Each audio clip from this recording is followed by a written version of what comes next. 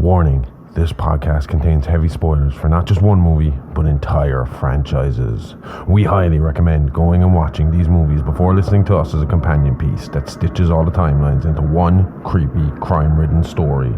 There will be no more spoiler warnings. We do not break character. After this, there is no turning back.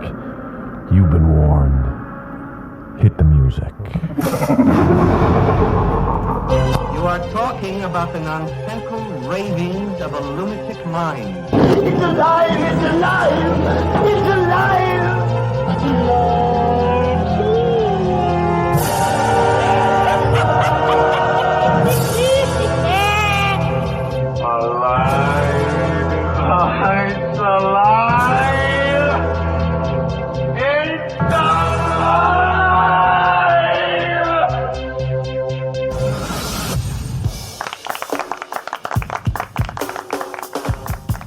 You think that because we don't see it so often, that Irish people will run away from the sun when we see it in the sky, but we are seeing it finally. After what my mother said was 18 fucking months, and she's probably not wrong. 18. We have finally got Irish summer. Yeah. And this only lasts for about a week. We've been told we get 2 days of it this week. No, but it comes back, isn't it? Hopefully. It is only May. So you were due a week of it. I will tell you now, right? Mm-hmm. Whereas the American kids have snow days, I worked briefly in the school system. We get Sunday. I can tell you 100% that is a fact. Yeah. That there are parents, because it is so rare to get a fucking summer day in Ireland, there are parents in May and June who will keep their kids at home on a really, really sunny, warm day. To make the most of it. That's it. Yeah. I've heard debate in the schools as to whether they should try and work out some fucking form of system of, when they know there's a good spell of weather coming up, exchanging holidays and stuff like that so that they could get the best out of the fucking weather. Yeah. Or That's a good even idea. having the kids, because primary school kids in our country, they get July and August off, and June is when we generally get our good weather, any bit of good weather in this country. Yeah. So there was debate as to whether it should be June and July off and going back to school in August. But then the odd time we get some nice weather in August. So you never fucking know. It's just. And sometimes in September when the schools go back. And I didn't believe you last year when you turned around. You were fucking. It's St. Swithin's Day, and if it rains today, we're fucked. You slagged me that. Come on, that can't be. It happened. It fucking did. It happened. Going and going. Every year that it rains on St. Swithin's Day, that's it. But it's lucky it's sunny today for us to do this because it puts us in the mood. Because today we are heading to Miami. Ooh. I'm going to put Will Smith song in right here. I'm going to Miami. Hello and welcome to It's Alive podcast. This is a true crime, paranormal, interstellar podcast covering unbelievable stories that sound like they were ripped straight from the pages of a Hollywood script. I'm your host, the man of many names, the outlaw Harley Ray, the bruiser Bronson, Dr. HR, Smokestein THC, or you can call me Josh for short. And with me as always is my very own scream queen, the perfect combination of beauty and brains, the bride of Smokestein India, horror, the expert of guts and gore, every fucking time, the gorgeous and sexy Aimee Rose. Hi. So today we are going to cover a serial killer by the name of Dexter Morgan, also known as the Bay Harbor Butcher. Awesome. It's been a little while since we covered a serial killer, and I think Frank Cito was our last, and that story was crazy. Yeah, my brain needed a few weeks off after Yeah. dug in deep, that guy did. That was a fucked up story. It was, though. Anybody says, whether you're in the horrorverse or not in the horrorverse, that just sticks with you. It's just, I don't know. I can't shake him off, is what I'm saying. Yeah. But this man today, this is a killer I have been dying to cover since day one of the show. This is probably one of the most unique serial killer stories we're ever going to cover. Mainly because the killer's main victim pool was generally other killers. So he was what? Like a revenge killer, a vigilante killer? Why only other killers? He was neither a revenge killer or a vigilante. He killed for the same reason every other serial killer killed. Because he needed to, and because he wanted to. Make no mistake, despite his choice of victim, Dexter Morgan was not a good person. He just had guidance on his path. While other killers deal with their urges in solitude, Dexter was guided along by his adoptive father, Harry Morgan, who rationalized that if he couldn't fix Dexter, he could at least point his thirst for blood at the right people. You know what? There's a lot in this story. From dismembered parents to dodging investigations, Dexter Morgan is an enigma. Responsible for a confirmed 18 kills in Miami, plus a few more in New York, but he is suspected to have numbers ranging in the hundreds. Some of Dexter's more high-profile but not proven kills involve names such as the Ice Truck Killer Brian Moser, the Trinity Killer Arthur Mitchell, the Doomsday Killers Travis Marshall and Professor James Geller, and the Runaway Killer Kurt Cadwell. That's the guy that you used to hunt women, yeah? Yeah. So, like I said, we have a lot to cover in this series, so let's jump into it. Dexter Morgan was born Dexter Moser on the 1st of February 1971 to parents Laura Lynn Moser and father Joe Driscoll. He had one brother, 3 years his senior, named Brian Moser, who I already mentioned would go on to become better known as the Ice Truck Killer. Brother killer, so I take it their upbringing under Laura and Joe's watch wasn't the best then. No, they were deep in the drug game. Their early life is sketchy. We know a little bit about Laura due to her time as a confidential police informant, but little is known about Joe, only that he claims he served in the US Army in Vietnam and turned to dealing drugs after to make a living. The thing about Joe Driscoll is that there's no record of his existence before 1971 when he signed Dexter's birth certificate. I'm not even sure if he was Brian's father too or just Dexter's. From what I've heard, he left very little paper trail, paying for everything he owned in life with cash, keeping his name off the records even after Dexter's birth. Oh, so sketchy from the start. Yeah. Laura Lynn Moser, we have a little more information on though. Okay. Born on the 20th of June, 1946 in Bannon, North Carolina. I was about to say New Carolina.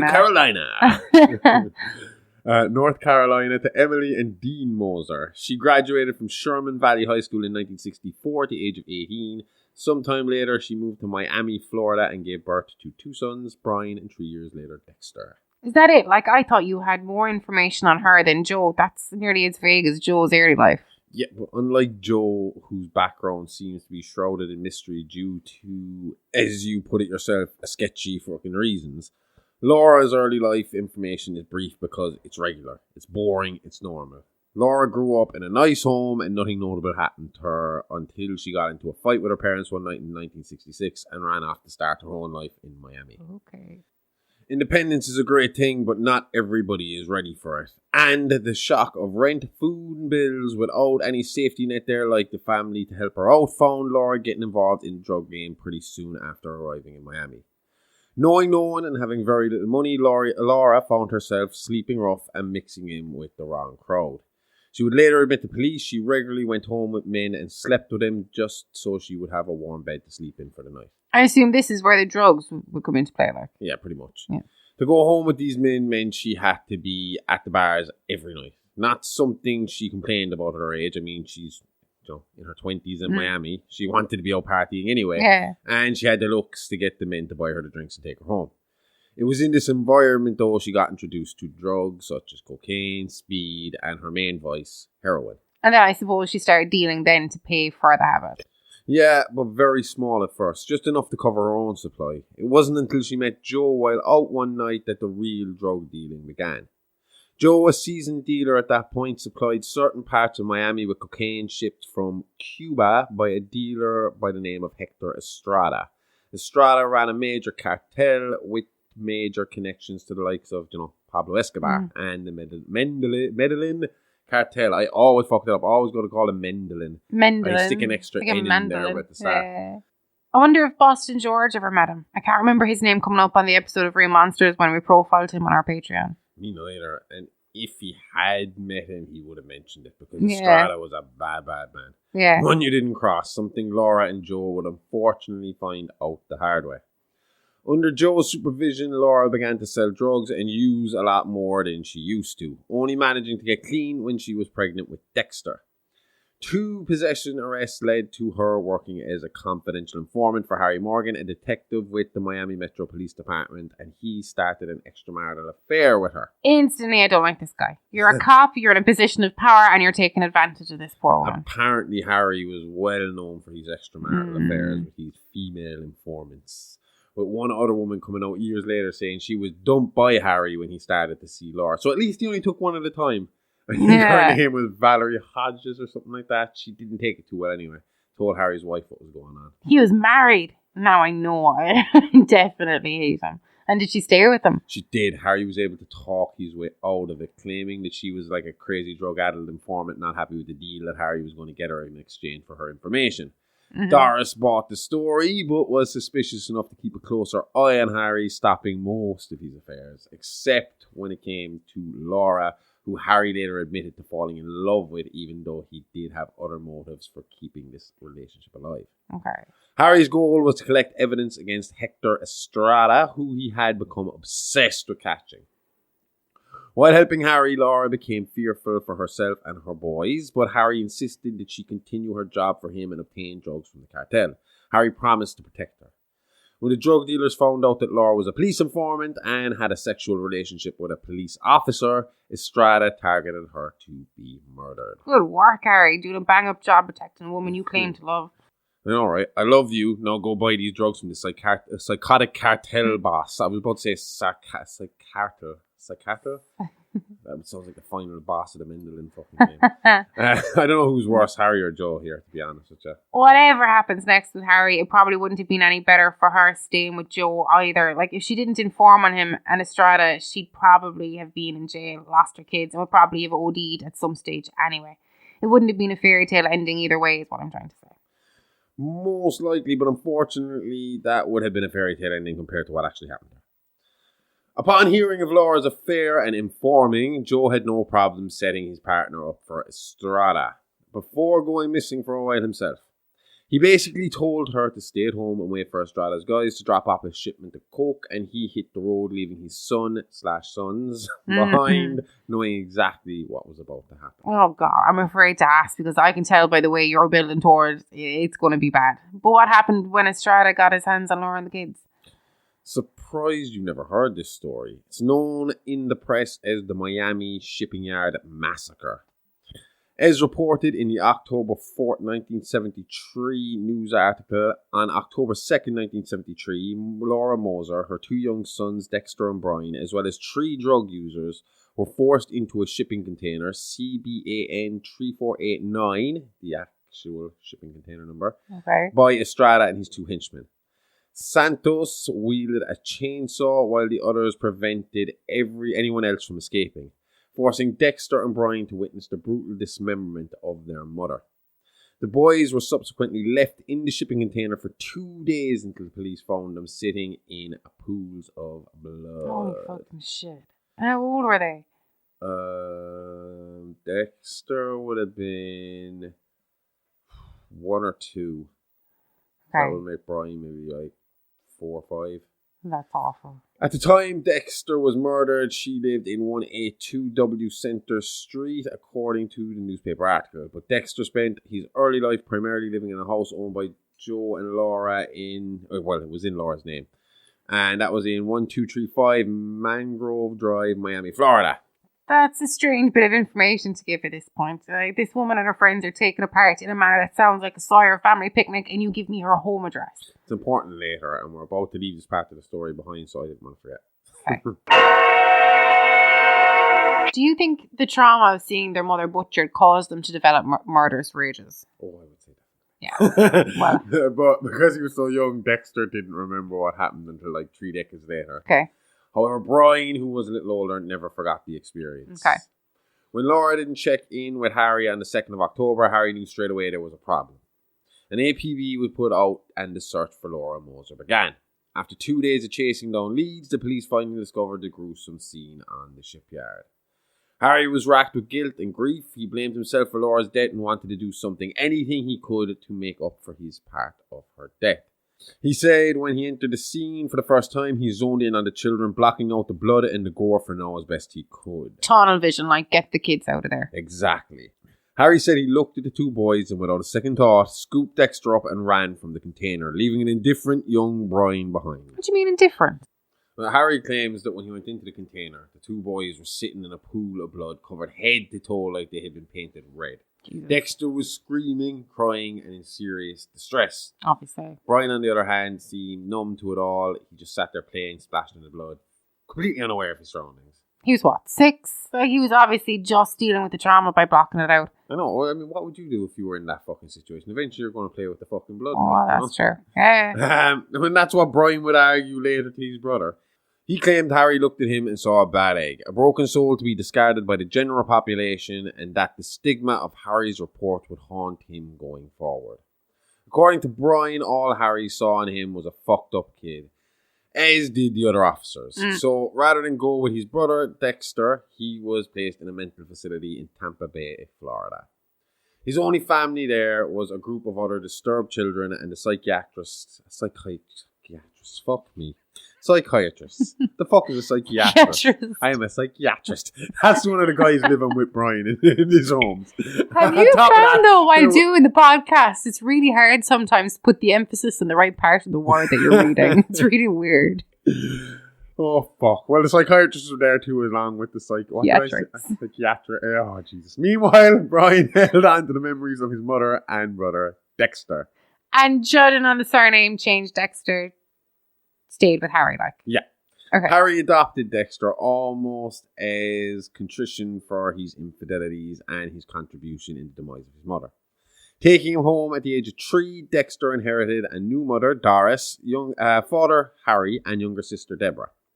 The massacre was never spoken of again around Dexter, but due to his knowledge from years in homicide and the nature of Dexter's origins, Harry kept a close eye on his new son and his development. A kid like that needs a lot of counselling. Like, whether he remembers it or not, it's buried there somewhere. And if you don't deal with it early, it'll manifest in more destructive ways later. We've seen that in these cases time and time again. Harry didn't think so.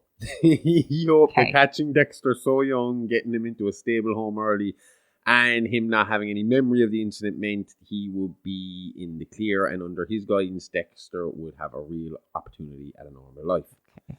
But a therapist does come into this in a way a little bit later, but that's not next episode. It's like possibly part 3.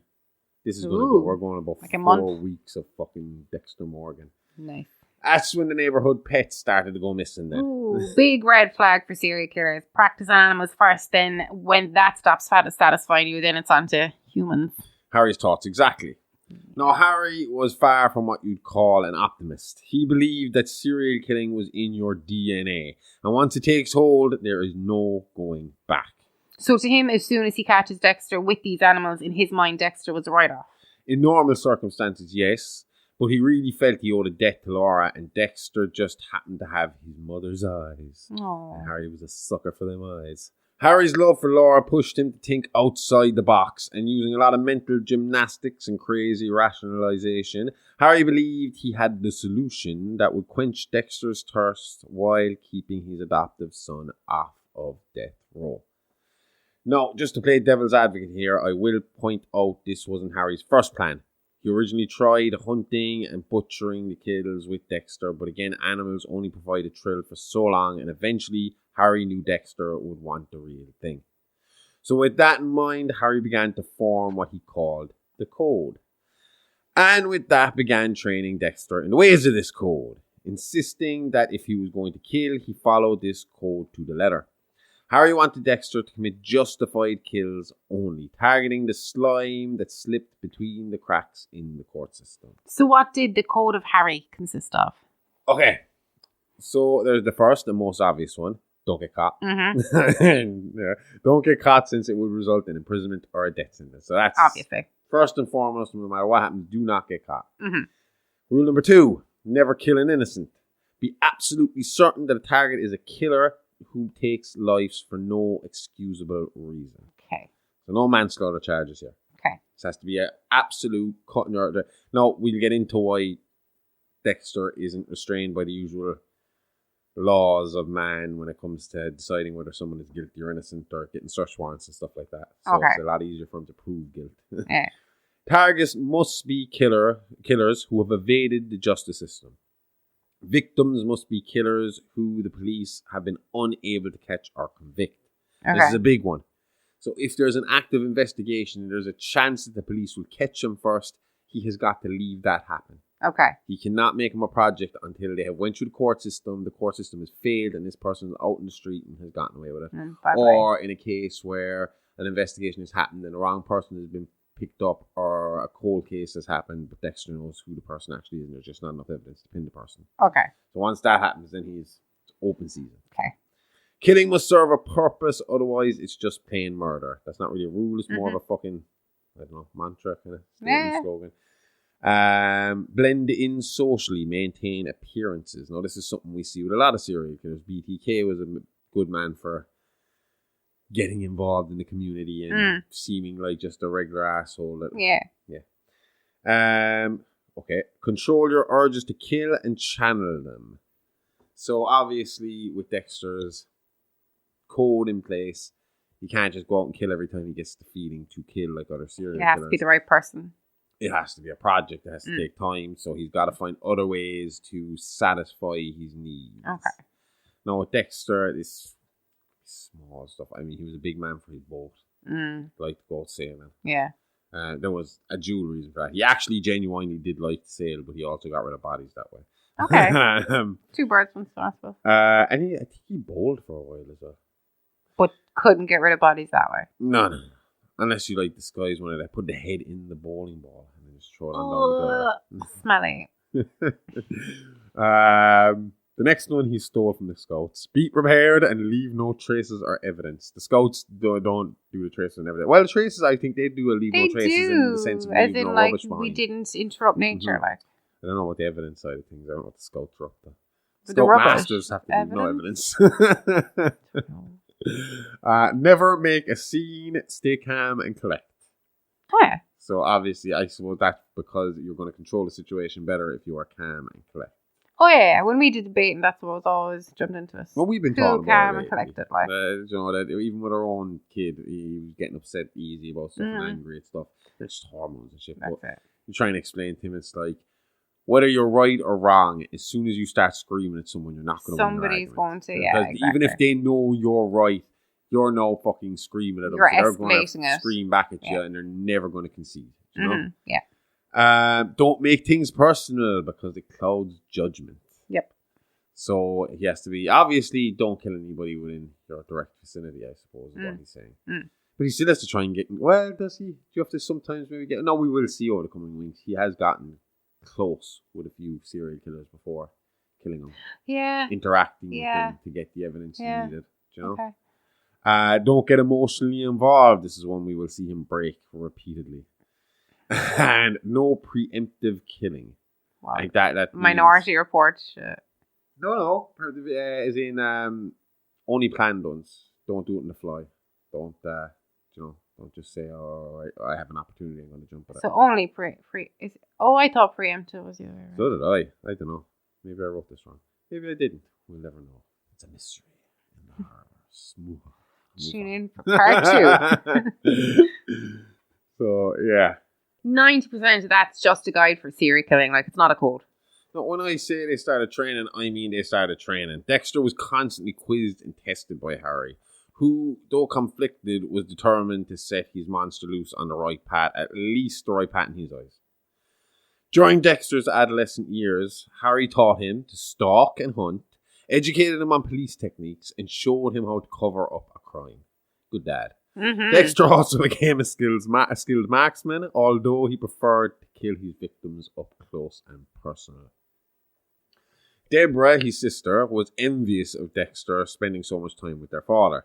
When Harry took Dexter on hunting trips, but not her, she felt a little left out. Obviously, she didn't know. She didn't know that Harry was trying to channel Dexter's urges to killing animals, so he didn't want to see her. Dexter sitting there throwing fucking guts and blood around like a fucking clown enjoying himself. Harry constantly reminded Dexter of the code during these years, and once had to even stop him killing a bully at school. Doris Morgan, his adoptive mother, died of cancer when he was 16. She had suspected there was something wrong with Dexter and pressured Harry to have him tested by a psychiatrist. And this can't be good. And it seems like Doris would be the voice of reason in the home. Like, now you have this dirty cop grooming this mentally ill child to be a vigilante killer in his name. Like, I'd say if he had gone the traditional ways first, but he went straight to train the killer rather than treat the mental illness.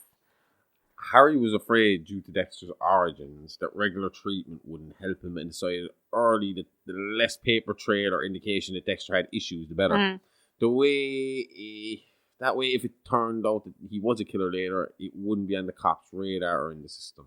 Which is still a bad cop, because he should have been fucked up. And to be fair, On his side, though, this is what happened to Brian Moser. Yeah. Do you know? Yeah. But no, Brian Moser had no real help. Like, I mean, if he had maybe a fucking family behind him saying, yeah, we need to get this kid fixed and out of here. But he didn't. But if there's no one there trying to get you out of the fucking insane asylum, chances are you're staying there until Yeah. you're old enough to say, I want to leave. Exactly. Dexter's educational information is... Well, there's not a whole lot about it. There's a little bit there. According to a class reunion register, Dexter seemingly graduated from Allenby Shepherd High in 1991. Although at the top of his class in medical school, Dexter gave it up to become a forensics expert specializing in blood spatter analytics. I keep struggling with that fucking word. Well, that was coming up. I thought you were going to say it's because you're used to blood splatter analysis. It's very rare to hear blood splatter analytics. It's really hard I to have get to say it out. a bunch in this fucking story, and I'm going to slip up every fucking time, so be ready for it. Okay, cool. Due to reasons unknown to him at the time, he had a fascination with blood. So even though he couldn't remember the childhood trauma, he still felt drawn to blood. Yep. And it was in college that Dexter would graduate from apprentice to full-fledged killer. Ooh. Master to apprentice, or apprentice to master. Master to apprentice. Master to apprentice. You've been demoted. Oh, when Dexter was 20 years old, Harry fell ill of coronary artery disease and was confined to a hospital. Harry realized that his Nurse Mary, was overdosing him and other patients with morphine, and he gave Dexter his permission to kill her. Mary was Dexter's first human kill, and it was fucking messy. Do you think, though, it's like a virgin losing his virginity for the first time, though? He's like fumbling around with the knife, and he's like, sorry. Wondering where to stick it. Is it in yet? Shit, sorry. And when the blood spurts out of nowhere, he's just like, oh, I'm so sorry. It'll last longer next time.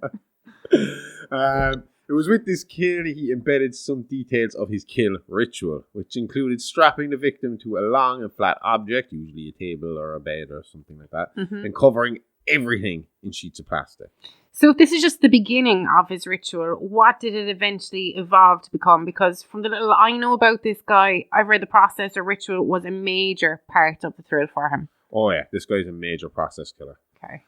So the ritual went like this. Before he captured the target, Dexter prepared a kill room. This included covering up every area in plastic, putting up photos of his target victims, and perhaps having a few candles to set the mood.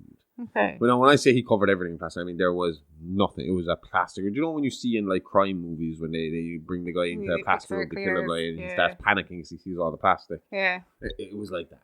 Ah. After capture, usually by M99, a semi-synthetic opioid possessing an analgesic potency approximately 1,000 to 3,000 times that of morphine, the victim is then taken to the kill room where Dexter carries out his kill ritual. Dexter has stated that he found this whole ritual intoxicating. Is it just me, or is that a very sexual way to describe the ritual? But this would be sex for him. Yeah. You know, without the thing. It would be the same kind of wiring. Okay. Not the same feeling, but the same wiring. In his brain. Yeah. He wasn't a big man for sex. Okay. When he had sex, he always admitted that he enjoyed it, but it was like building a relationship with someone to get to that point. He didn't feel it necessary. He just wasn't something he needed in life. This okay, I get you. He got his release from the stabbing. And the whole build up to it was the foreplay. Okay. Know? First, Dexter removes the target's clothing. Oh, maybe it is sexual. Secures him or her to a table, usually with shrink wrap. So after he's like put plastic over, he uses cling film to like he'd wrap it around like the table and the lower legs. Mummify them to the table, pretty much. Yeah, strapping them to the thing. And I don't know if anyone's ever tried it, but I mean, cling film is pretty. It's very, very. That once that's stuck to you, that shit's hard to rip apart. Like, you ever trying up with a sandwich that's sort of been wrapped too much? No, I'm thinking of when I got my side tattooed and I used to wrap it around to my side, and then I used to try and rip it off, and you had to unwrap it or get a scissors. Like, you're not. I have destroyed more sandwiches trying to open fucking cling film. I can. Oh God. If tranquilized, Dexter would wake his target usually with like smelling salts or something like that. You know. Then, using a scalpel, he would collect a drop of blood from the target's cheek, kind of to keep it as a trophy. It was like a little blood slide. Yeah. So him being a blood spatter analysis, you know, it's a little funny, you know. Meanwhile, he forced his victim to face the crime or crimes they committed. That's what the pictures were for. So the pictures are up around the place of the victims of this particular person. And he would kind of try and... He'd already know at this point that they were guilty. He'd try and get them to admit guilt before he'd finish them off. Okay. So at this point, Dexter might, you know, give him some details about his own life. But he never denied that he was just as bad as them. Just as much a monster as them, but he obviously focused it in the right place in his mind. He's usually killed then with... He'd try and use a knife, usually a knife. But he was known to use other tools, whatever was handy. But usually it was the same method, knife or some sort of sharp object right into the heart. Okay. His kill method was basically broken down to being restraint, dominance, and intimidation of his victim. Okay. Taking the life of a killer satisfied Dexter's urges, and he believed at the same time that he was saving lives. Lastly, Dexter dismembered the bodies and put the parts into black trash bags for disposal from his boat. In theory, this is great, but a trained line is still a line, and whether you like it or not, this guy will kill you for convenience just as quickly as he would for his code. Like, the code just rationalizes it for him. I agree. And then we'll see it later with him. He has killed out of convenience more than once. Yeah. But anyway, let's get back to Nurse Mary. Mary Crosby was your stereotypical angel of death. A subject we covered way back in the early days on our Patreon shows. Yes. Was that on the original Real Monsters, I think? At one point? I think so. It wasn't Behind the Mask. It was Real Monsters. Real Monsters, yeah. Angel of Death are caregivers or health providers who kill their patients, usually through overdose, usually rationalizing it as a way to take their victim's pain away. But really, it's out of a need for power and control. Post-mortem, Mary Crosby was found to be guilty of 5 murders with more suspected. Her confirmed kills include Phoebe Burns, age 60, Jason Keel, aged 82, David Nammers, age 73, Adam Horrocks, age 42, and Adam Horrocks, age... Oh, sorry, that's the same guy. Sorry. Yeah, just 2 of them. I must have missed the name. 1, 2, 3, 4. I'll find out who the other guy is by next week. After a search of her property, a scrapbook full of obituaries from areas where Mary worked led investigators to believe that these were additional victims. But as too much time had passed, the allegations could not be proven. Real fucking shades of our friend, our cockadoodie friend, Annie Wilkes, which we covered about the same time we covered Angels of Death on Real Monsters. You sure did? And It's a Live podcast. Just after this episode, just scroll back a little bit, you'll find that. Exactly. It's there. Now, usually Dexter would have to investigate and find irrefutable proof that his intended target was indeed guilty and outside the reach of the law. But this time, Harry had provided that proof and given him the go-ahead. Dexter broke into Mary's house and covered the room with plastic. He donned a full plastic suit with gloves and waited for Mary to arrive home. Now, I will say that the plastic suit did go out of the kill ritual. Okay. He did not wear the plastic suit when he kills anyone. Okay. Dexter failed to sedate her with his syringe of M99 and he was forced to overpower her in hand-to-hand combat. After he stripped Mary of her clothes, covered her in shrink wrap, and secured her to a table. Secured her to a table. Not yet. Soon. But he did it with duct tape this time. You know, I think the shrink wrap was Secured her with duct tape. Ouch. Duct tape and shrink wrap.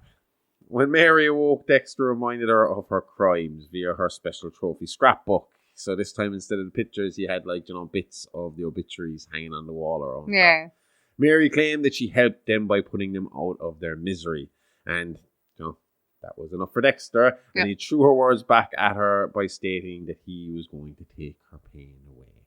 Dexter then gagged Mary again and repeatedly stabbed her, which was quite messy with her blood spraying all of it. Again, he wasn't going straight for the heart this time. Yeah. Like I said earlier on, is it in yet? Sorry. Oh, shit, sorry. He then dismembered her by hacksaw and tossed her remains into the Everglades. Oh, is there multiple Everglades in America? I always thought Everglades were one place. But the more I am looking stuff up, I am finding Everglades all over the place. I this thought is Miami. Everglades were just Florida. This is in Miami. We had Everglades in Philly for fucking the Trioxin series. There's, yeah. No, yeah, but no, it's the southern tip of Florida. It's a Florida. I'm telling you, I looked this up. That there Everglades. was some in Philly as well. In Philadelphia? Pennsylvania. Let me have a look. Anyway, Dexter's intervention did prolong Harry's life another year before he died from suicide. Did you look that up before we move on to the next episode? So the Everglades. No, that would be Florida as well. Which states have Everglades? Florida. So there is more than fucking one. No, Yeah? Florida. I'm telling you, I fucking found this. I have typed in Everglades, Pennsylvania. I'm getting Everglades, Florida. Okay, I'm going to have to do more research on that as well before next week. I get no break here. Whoops. I looked it up and I found it in my trioxin script. And I did say the trioxin factor army base was in the Everglades. But obviously through my research at the time that I'd forgotten about, I never specified what state the Everglades were in. I just said that the breakout was in Pennsylvania afterwards. So okay. So that's what happened. So the army base was in the Everglades. I just mistakenly thought that the breakout would be closer to the original fucking source. The Everglades are definitely Florida. So I gotta go look at that story again and find out how I they don't think managed they to have bypass alligators in everybody else. Pennsylvania. Do they? I don't think they have alligators in Pennsylvania. Oh. I don't even know where the Everglades are. Where the fuck am I going to know if they have alligators? Anyway, back to Dexter and Harry and the lot. So it all got too much for Harry in the end. Safe to say, judging off the path he led Dexter down, Harry was more than disgruntled at the legal system. This feeling would only intensify after the murder of his partner and a prostitute at the hands of a convicted pimp by the name of Juan Renez, yes. Sometime after Harry caught Juan Renez, he was informed that thanks to a faulty warrant, Renez has been released. Furious, Harry gave Dexter his implicit permission to go after Renez. Harry told Dexter that he was right in training him. However, after Harry accidentally walked in on Dexter while he was dismembering Renez, he vomited and pushed his son away, screaming, "Stay away from me," purely out of instinct. 3 days later, Harry died by suicide, overdosing on his heart medication, although Dexter thought he died of a heart disease until many, many years later. How do we have so much intimate information on Dexter? Although the killer was notoriously meticulous in covering up his crimes and real persona, he had an awful habit of keeping a diary. Almost like he was writing his own autobiography. The journals were written almost like detailed inner monologues, detailing every gory detail of the killer's killer life. Okay. They were only discovered by his son after his death in 2021. Okay. It's a recent enough case to come to light. Isn't it? And we'll see next week. He wasn't always who they thought the Bay Harbor Butcher was. He had gotten away with this for a very long time. Okay. Dexter described many times the feeling of being a compulsive killer. He used to describe it as being his dark passenger. Very evil. And that once the dark passenger took the wheel, he was no longer in control and the urge must be filled to satisfy the entity. Now, we've seen other guys do this in the past. What is that fucking... BTK calls his Factor X. Yeah. I think Bundy had some name for his as well. Yeah. Gacy, I think, made some reference to some sort of entity taking him over. Mm-hmm. Obviously, you have the son of Sam, who thought the dog was telling him to do it. Yes, Sam is the dog in Son of Sam. Devil. So you know. The killer is not Sam. He is the son of Sam. Son of Sam, that's the dog. Okay. Now, this bit's a little confusing. Okay. We all know that serial killers don't really have feelings and stuff like that. Okay. And a conscience is a big thing they don't have. Mm-hmm. Dexter claims to have invented a conscience. Okay. He kind of, using memories of Harry and code, kind of personified this artificial moral compass. Where he kind of, Jesus, it's all crazy, so I don't know how to fucking say it without sounding crazy. It's kind of like he would still see Harry, almost, and you know what? The easiest way to do it. It's like Star Wars. Harry was his Force Ghost. His Force Ghost. Okay. Harry was like his little Jiminy Obi-Wan following, exactly. He was Obi-Wan following fucking Luke around, telling him what was right and wrong. Okay. Fair enough. And kind of reminding him again of the code. Okay. You know? So in his mind, he regularly spoke to Harry post-mortem. Okay. Practically, you know, kind of, particularly when he was trying to decide on a victim. You know, he was trying to fucking measure him up to see if they made the standard. Like Harry would be giving him advice, yeah. Pretty much. Okay. He did all this while working hard to blend into his surroundings. Oh, so that's the part of these stories that creeps me out the most. Like the ones who can blend in seamlessly with the rest of us. You never know who could be stalking you. We mentioned earlier that Dexter was a med school dropout. This wasn't due to lack of intelligence or ability. He had an abundance of both, but more due to advice Harry gave him. Harry suggested that a job in law enforcement would allow Dexter access to files and records, making targets easier to find and research. Dexter could then collect evidence on the suspect that could not be collected through traditional means. I've already kind of hinted at this. Yeah. No warrant due to lack of evidence wasn't a problem for Dexter fucking Morgan. He'd happily break in, find the evidence he need, and then take his justice. Okay. So this advice matched with his medical background and love of all things blood led Dexter to a job in Miami Metro Homicide Department as the blood spatter analyst.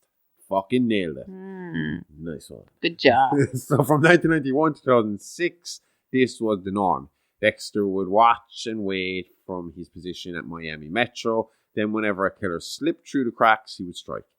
His actual kill count at this point is unknown as he dumped a lot of earlier bodies in the Everglades, not in Philly, prior to buying a boat for disposal at sea. Yeah. Much easier. Yeah. The boat he named A Slice of Life. It was purchased as a discreet method of disposal and would see at least 18 confirmed bodies dumped over its side into a watery grave below. So what changed? Like what tipped the cops off? We're miles away from the cops catching on yet, but we're about to get into the story that leads to the discovery and investigation into what would be dubbed as the Bay Harbor Butcher murders. Class name. And we're back. Hi. Is that the first time we've ever done that? No. Record a full episode and taking it 2 set recording sessions for a full Don't episode. think so. I think we've done it one other time before. Yeah. I can't remember. Just back at the start. Way back We've never when. announced it though, so I wonder will this be really fucking, like disconnecting for the listener. I'm Like, sorry. one minute we're talking normally, next minute we're like, we're back. It would have been a shit episode if we didn't. Sorry, we needed to take a break. Oh no, I've changed that, haven't I? No, it's the it's from our intro to the Weekend Update. That It's Alive, but it's just the music from it. Okay. That's what Nice. that's down here. But yeah, we had to stop last night. We stopped because it was the first time ever we got could to see see. the Northern Lights. Strongest they've been since 1932, apparently, but we don't get them down here. It was crazy though, because with the naked eye, you could see there was a glare in the sky. Well, you could see, the lights, as in like they're like beams, lighter color, like someone was had like high sun beams coming through from the a clouds, but stadium or coming going something. through that way. Yeah. Like someone was calling for Batman, but in multiple different directions. And you thought we weren't getting them because you were looking out the window and you were like, I can't see anything. It's bright over there, but I can't see anything. It was only when my brother messaged us and said, take out your phone. And the camera on the phone picked up all these fucking lights. And then we started to get it stronger, But it was mainly we got it on the phone, overhead, you could see it, And it was all just green and fucking pink. And then my sister up in Mayo had like fucking, Jesus Christ, half the sky was pink, the other half was like luminous green. It is amazing when you see like our historical monuments with the colours over them. It was fun. And then we came back in here and we were going to go back recording, and I knew at that point I was looking at it. This is the curse of the 50-page script. Yeah. I was like, we were halfway there. So yeah, if you're listening to this and looking at your clock and you're like, we're there 45 minutes in, we're only halfway there. We're only halfway there of what I'm expecting to be a 4-part story. But no, 4-part overall, not 4-part today, 4-part overall. Not 4-part overall. Yeah. I'll have a book written on this asshole by the time I'm done. Nice. I'm pretty sure it's been done. Probably. Anyway, we get back to it.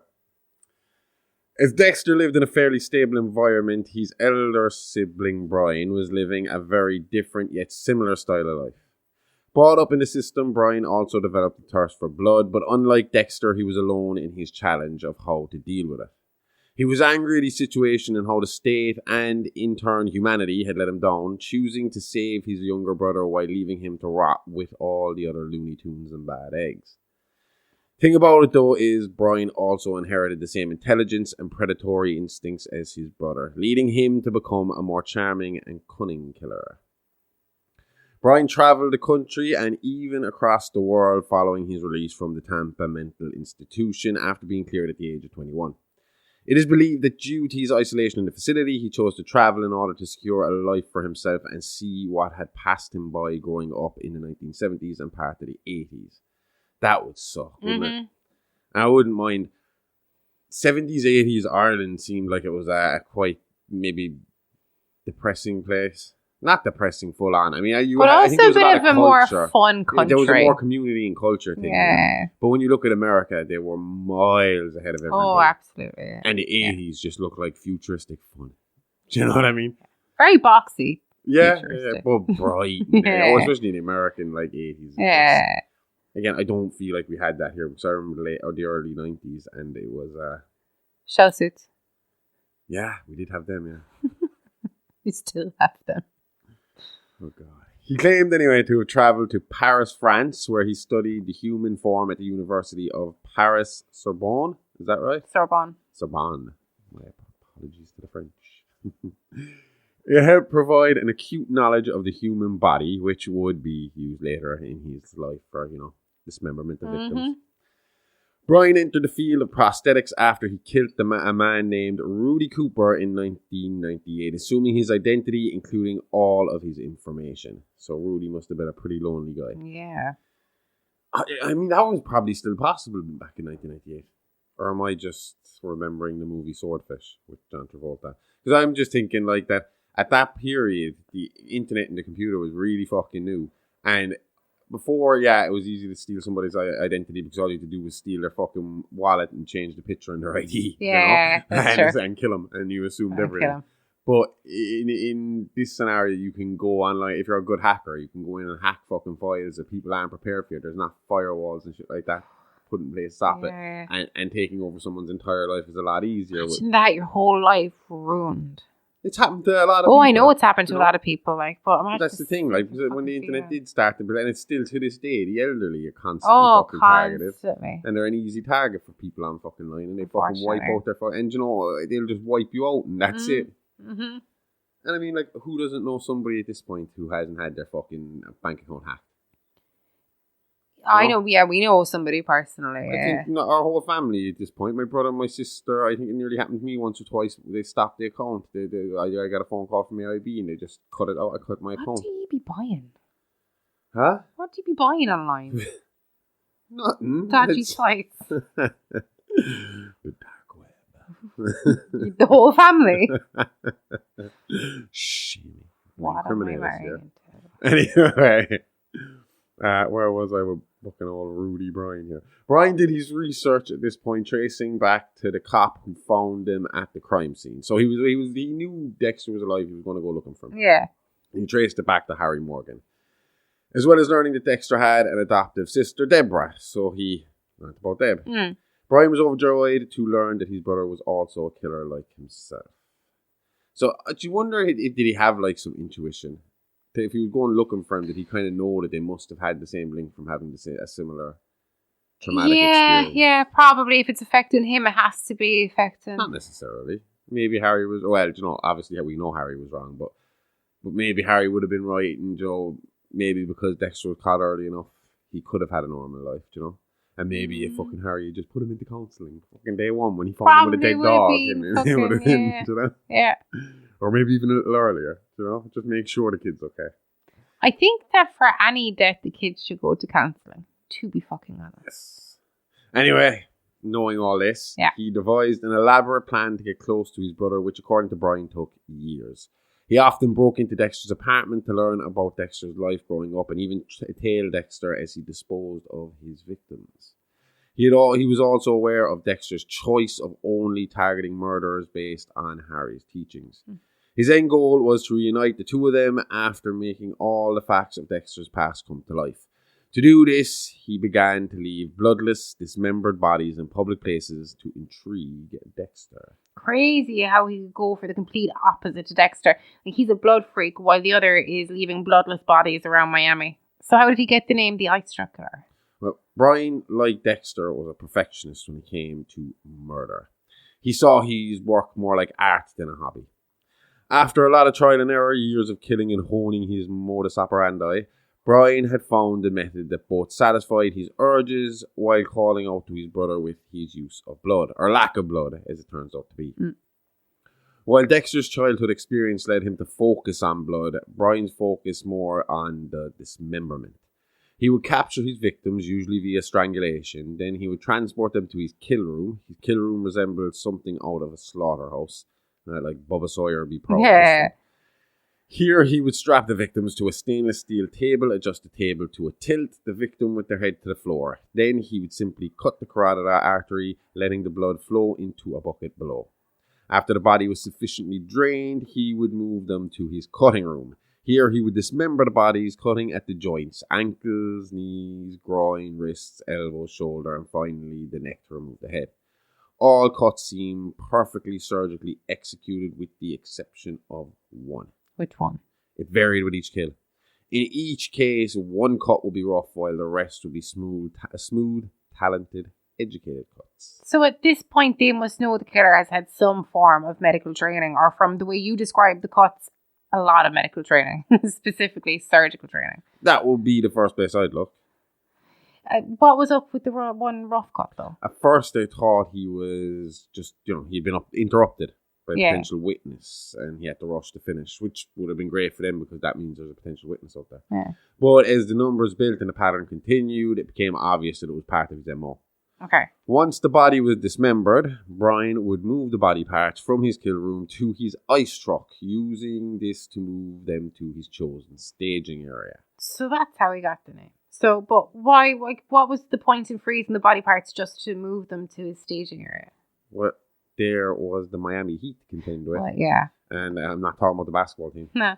The thought was that it confused the police when it came to time of death, and it kept any excess blood that might be left after from draining. It was kind of like this crystallization process in the body or something like that. And he basically just didn't want it to seep out all over his beautifully decorated staging area. Makes sense. So, yeah, crystallize the blood. There was another killer that used to try this, who was known for this, and he was, the Iceman. Klukinski? Klukinski? I can't say that name. Am I saying it right? I don't know. I'm I just think taking you are, it. Why? Klukinski. Klukinski. Oh, man. Let me have a look. You can look it up and say it to me, but I ain't going to be able to say it back. But anyway, he was known for this. He was like a big fucking hitman. And Klukinski. Yeah, I'm going to stick with the Iceman. The Iceman sounds cooler. The Iceman. When you say that, I know it's not the right name, but I just think of Schwarzenegger straight away. Do you know what's actually funny? It was on a list of names for Stone Cold Steve Austin. The Iceman. The story goes that he was given a list of names by the WWF, and they were terrible. I don't like it. There was one apparently was Chitty McFreeze. Steve Austin. Chitty McFreeze. Yeah, he has said this multiple times, and he said he was going through the list and he was like, "These are all shit." And his wife was British, and she came in and he had a cup of tea in front of her, and she was like, "Oh, put that down and go away from it. Your tea's gonna go stone cold." And they both kind of looked at each other like Stone Cold Steve Austin. Sounds like the writer might have gone on to give Crazy Town their names. Shifty Shell Shock. Oh, terrible. Anyway, this hitman was supposed to be so fucking heartless, just cold-blooded. Yeah. That one time, just to prove a point, some mafia guys were trying to see how tough he really was and was he the guy to do the job, and he was literally point anybody out, and he was like, that guy, and he just got up out of the car, walked over, killed the guy, and got back into the car and drove off. Okay. And one time he just killed somebody to test out his crossbow, some guy walking his dog, and he just. You could just do that out in the wild if you had to kill something. And just because he didn't give a shit, and he had family life at home, pretty fucking normal. There's conflicting kind of things about that, whether he was abusive towards his wife or whether he was this perfect fucking father at home. But eventually he got caught. He's in prison. He's still alive as far as I know. And that's the one thing. And they ended up finding it out because he had bragged about it to someone, or it was said to somebody. And then when they found the body and they realised it had been kept on ice, they were able to kind of fucking figure it out. That's what he had been doing to confuse the time of deaths. He had been fucking freezing them, keeping them in a freezer for a couple of fucking weeks, and then dumping the bodies later. Jesus. Just one hadn't thawed out enough before the cops found it. So they knew that he started They knew freezing. he had been frozen. So they'd were be able to like figure it work out. back, like, yeah. And if he's to be believed, again, people have said it's touch and go whether everything, he definitely killed people, but whether everything he says is true or whether it's not, because I think his numbers are again like over the hundreds. Yeah. But I know he had problems with Sammy the Bull at one point, where he might have lied about Sammy the Bull, but Sammy the Bull, then you don't know if he's telling the truth either side. Yeah. I don't know. Anyway, I don't know if he got the idea from him, but that's what he was doing at his staging areas to keep them nice and clean. Okay. Brian knew that despite his chosen career, that deep down, the blood actually still bothered Dexter. So, as much as we thought he was a blood freak to start with, the reality of it is he might have, he chose to face his fear by surrounding himself with it. But deep down inside, he would have loved to have never seen it drop again. You know? Yeah. So I think it was kind of put in front of him, and we'll see how he deals with it a little later to kind of prove that point. Yeah. He himself didn't realise it until he witnessed his brother's work.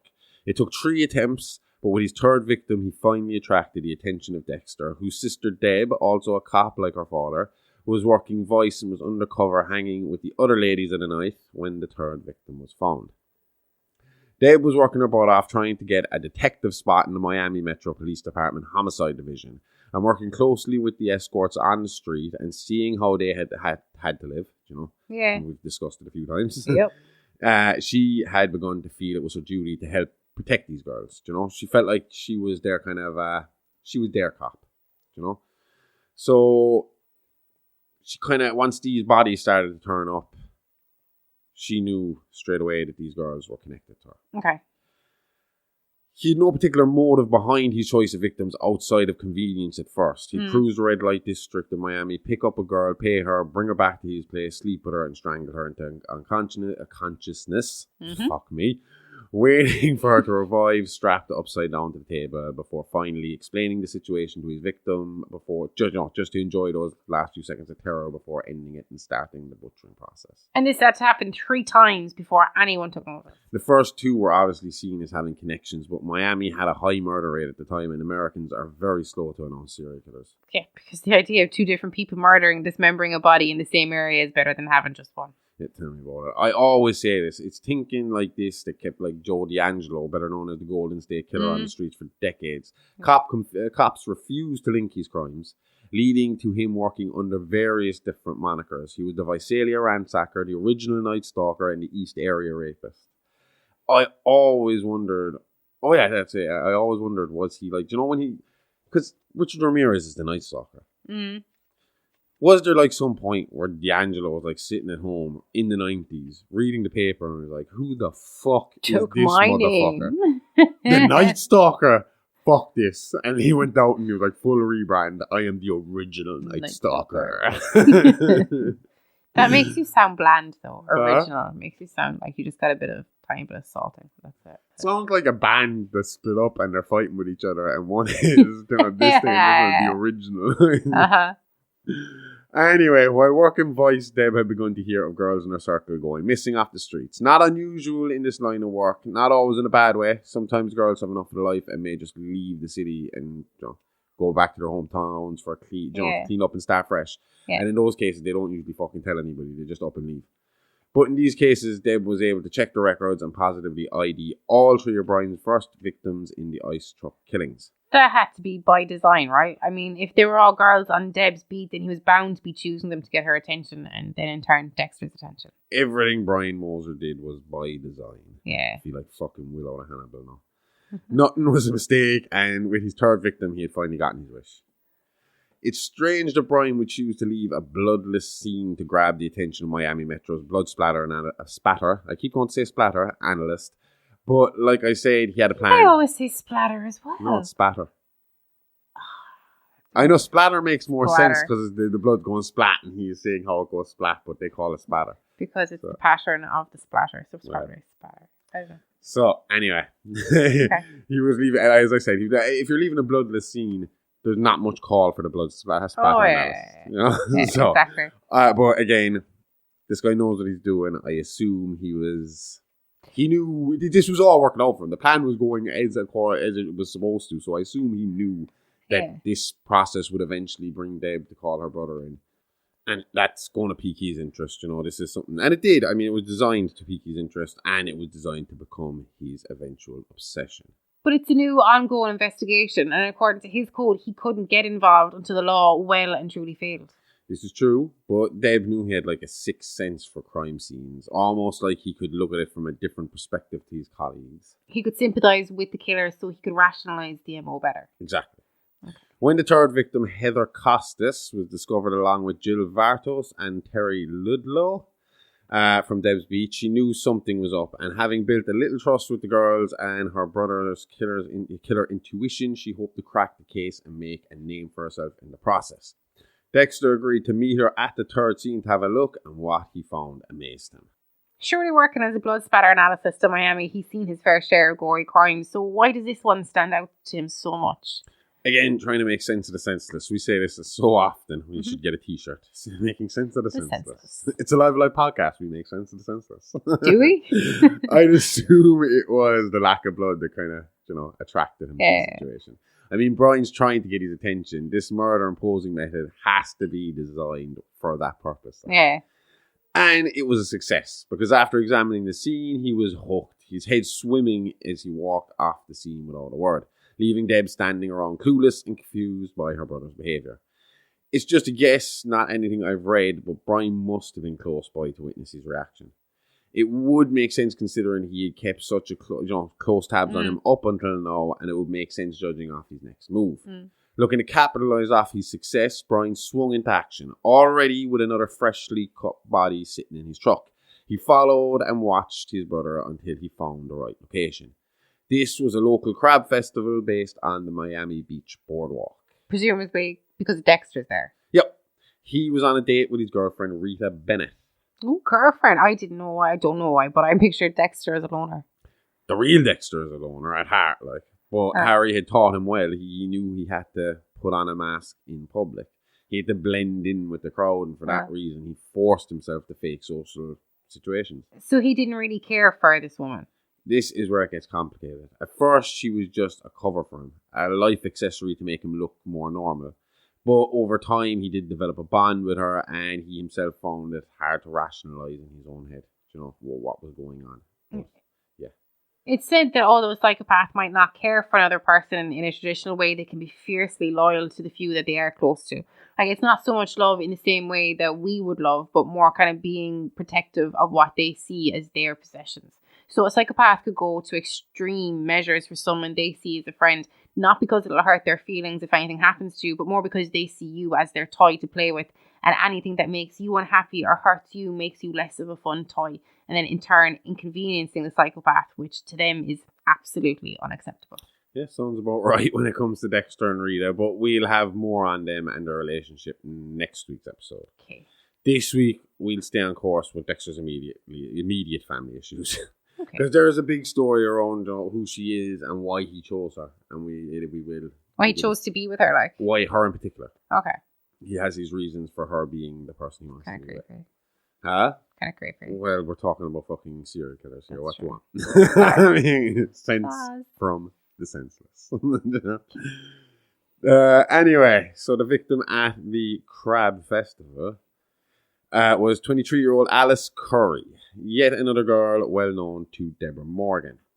Seeing familiar faces by the police tape and flashing lights, Dexter curiously made his way over to the investigation site where he saw Detective Angel Batista was searching for clues. The detective confirmed that the MO was again the same as the motel and the other two girls that preceded them. Only this time, the body was missing its head. This new twist intrigued Dexter, and although he planned to help his sister on her quest to catch the killer, secretly deep down he wanted him to get away. He wanted him for his table, a feeling which would intensify as the games began to heat up, and Brian really had the undivided attention of his brother. So how was he helping Deborah? Like the last you said, he left her clueless at the motel. Well, at this point, he was still confined by the laws of Harry's Code, so he couldn't make this a personal project, as it was an ongoing investigation, and law always gets first crack at these guys. So for now, he acted as Deb's personal serial killer consultant. And this never aroused any suspicion from Deborah. Like, he literally surrounds himself with cops both at home and at work, and no one ever suspects him of any foul play. Hiding in plain sight. Deb never really suspected anything. She just thought he had a talent for profiling. I mean, which isn't unheard of. Yeah. That's not to say no one in Miami Metro was suspicious, but again, we'll have to wait till next week for that one. Okay. So, big episode next week. Yeah. For the next few days, he met actually every episode of this is just big, and that's what's so fucking overwhelming about all of this. I will say this right now, just as a side thing. I thought we have another project that I wanted to do before the end of this year, another series, like a big story that I wanted to do. And I even started researching that big story like now. And I have started realizing that this story right here we're doing now is bigger than the one I'm researching. And the one I'm researching is actually the easier one, where this was supposed to be my kind of transition. Me just dipping my toes in the water for another big story. Because we haven't done this since Halloween. And so we covered Michael Myers for the Halloween specials. Yeah. And fuck me. Go on. Jesus Christ, 4-parters are hard. Anyway, for the next few days, he met and chatted with Deb, giving her insight into the cases and helping the already very capable detective reach conclusions she was already well on the road to making herself. So Deb is a good cop. One of the best Miami ever had. It was at lunch the day after the festival scene. She told Dexter she had overheard the coroners talking about their report and something about blood crystallization. This gave Dexter a eureka moment, and he concluded that the bodies must be kept on ice for the blood to stay crystallized in this manner, especially in the Miami heat. This led the siblings to surmise that the killer must have been using some form of refrigerated truck to transport the bodies, and so the ice truck killer was officially named. This must have been a huge break for Deb to be able to give the bosses the mode of transport, something so detailed too. I mean, trying to find one particular wood panel station wagon out of thousands in Miami has to be a pain in the ass. Now you're looking for stolen or registered ice trucks. It has to narrow things down a little. Would have had anyone listen to her. The main thing to stall this case was the higher-ups of the Miami Metro, who we'll see drop the ball time and time again in this case. Although her lead was to be ignored at first, it wouldn't take long for confirmation of the ice truck in this case to come to life. As Dexter drove home after dumping one of his own projects into the ocean, he couldn't help but notice an ice truck driving nearby. Wait, so this was his own project? Dexter was killing people while this case went on? Well, yeah, he's a serial killer. It's what he does. And don't forget, at this point, he's completely unaware that this case is tied to him in any way. He worked for the homicide department. If he stopped operating every time an interesting serial killer popped their head up, he'd never get anything done. So how many people has he killed since their story began? Truthfully, I don't know. No one really knows. He kept good journals, but on more than one occasion, he got spooked and destroyed any evidence or trophies that he may have had at the time. Yeah. And although Dexter's main reign was from the early 90s up until 2013, his true identity wasn't revealed until 3 years ago. So his past, his background, the scope of his killings is completely unknown. Okay. But it's believed to be at least 100 plus victims as of a count in January this year. Okay. What I can tell you is that Dexter had an obvious special connection to this case, and two others that we'll cover over the coming weeks. They're the cases we'll focus on because the rest is suspected, not proven. From the journal on this case, we know Dexter stalked 5 different projects and killed 5 people, but didn't complete all his projects. Not directly at least. What does that mean? Well, there was this, so over the course of time, he was looking at 5 different people in this period of time. And he had zoned in on this one guy, this kid, Jeremy Downs. When I say kid, he was a teenager. Okay. And he could kind of, obviously Dexter could see the signs that he'd been investigating. And he had gotten away with a manslaughter charge, I think it was, a kind of self-defense kind of thing. So he had gotten away, but Dexter could see in him that there was a darkness. Yeah. So he started following him and all this. So he built up his evidence. He believed he knew what was going on, and he cornered this kid, and he was going to try and get him with his needle because Dexter liked these, what was it, M99 or something like that? I think so, yeah. Anyway, he got talking to this kid, and he realized that Jeremy was an abused child. And that the situation was that he had actually killed and abused her, and Dexter kind of decided to try and influenced him to go more his way. Yeah. And said you shouldn't kill people who don't deserve it, and kind of left him go again, you know? Okay. Unfortunately, a few weeks later, Dexter found himself on a crime scene that he knew was committed by Jeremy Downs again. Shit. But before Dexter could get his hands on him, the police got their hands on him. Okay. And Dexter had said something, felt a bit guilty about this because he had said something to Jeremy about, obviously I just said about only killing the bad people. Oh. Jeremy committed suicide when he got into prison so that he could kill the bad person. Oh, shit. Yeah. So that's how he didn't kill Jeremy, but he technically was involved. Not directly, I said. Influence. So outside of Jeremy, Dexter also murdered Michael Donovan, who was later proven to be a paedophile serial killer. So fuck him. Good. Jamie Dworsky, who had just... that's the guy he had just dumped. No, okay. Before we got on this sidebar. Later, he got Matt Chambers, a repeated drunk driver who had repeatedly got off on hit-and-run charges from moving around and changing his name. What did Dworsky do? Repeated rapist. Decided to make a snuff film with his last victim and got off on a technicality something she would have worn. Yeah.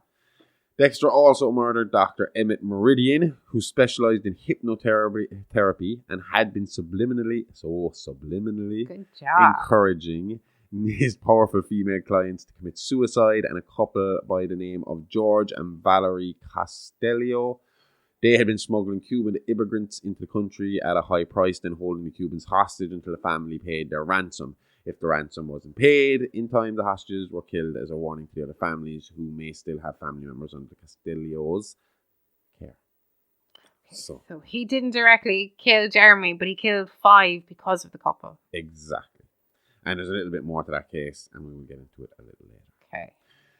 To get to that, though, we need to get back to our story. Dexter was driving home after dumping the snuff tape killer, and he noticed an ice truck driving close by. His curiosity getting the better of him, he decided to follow it.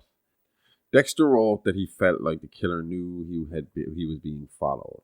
An instinct soon confirmed as the truck began to speed up and take more risky high-paced turns.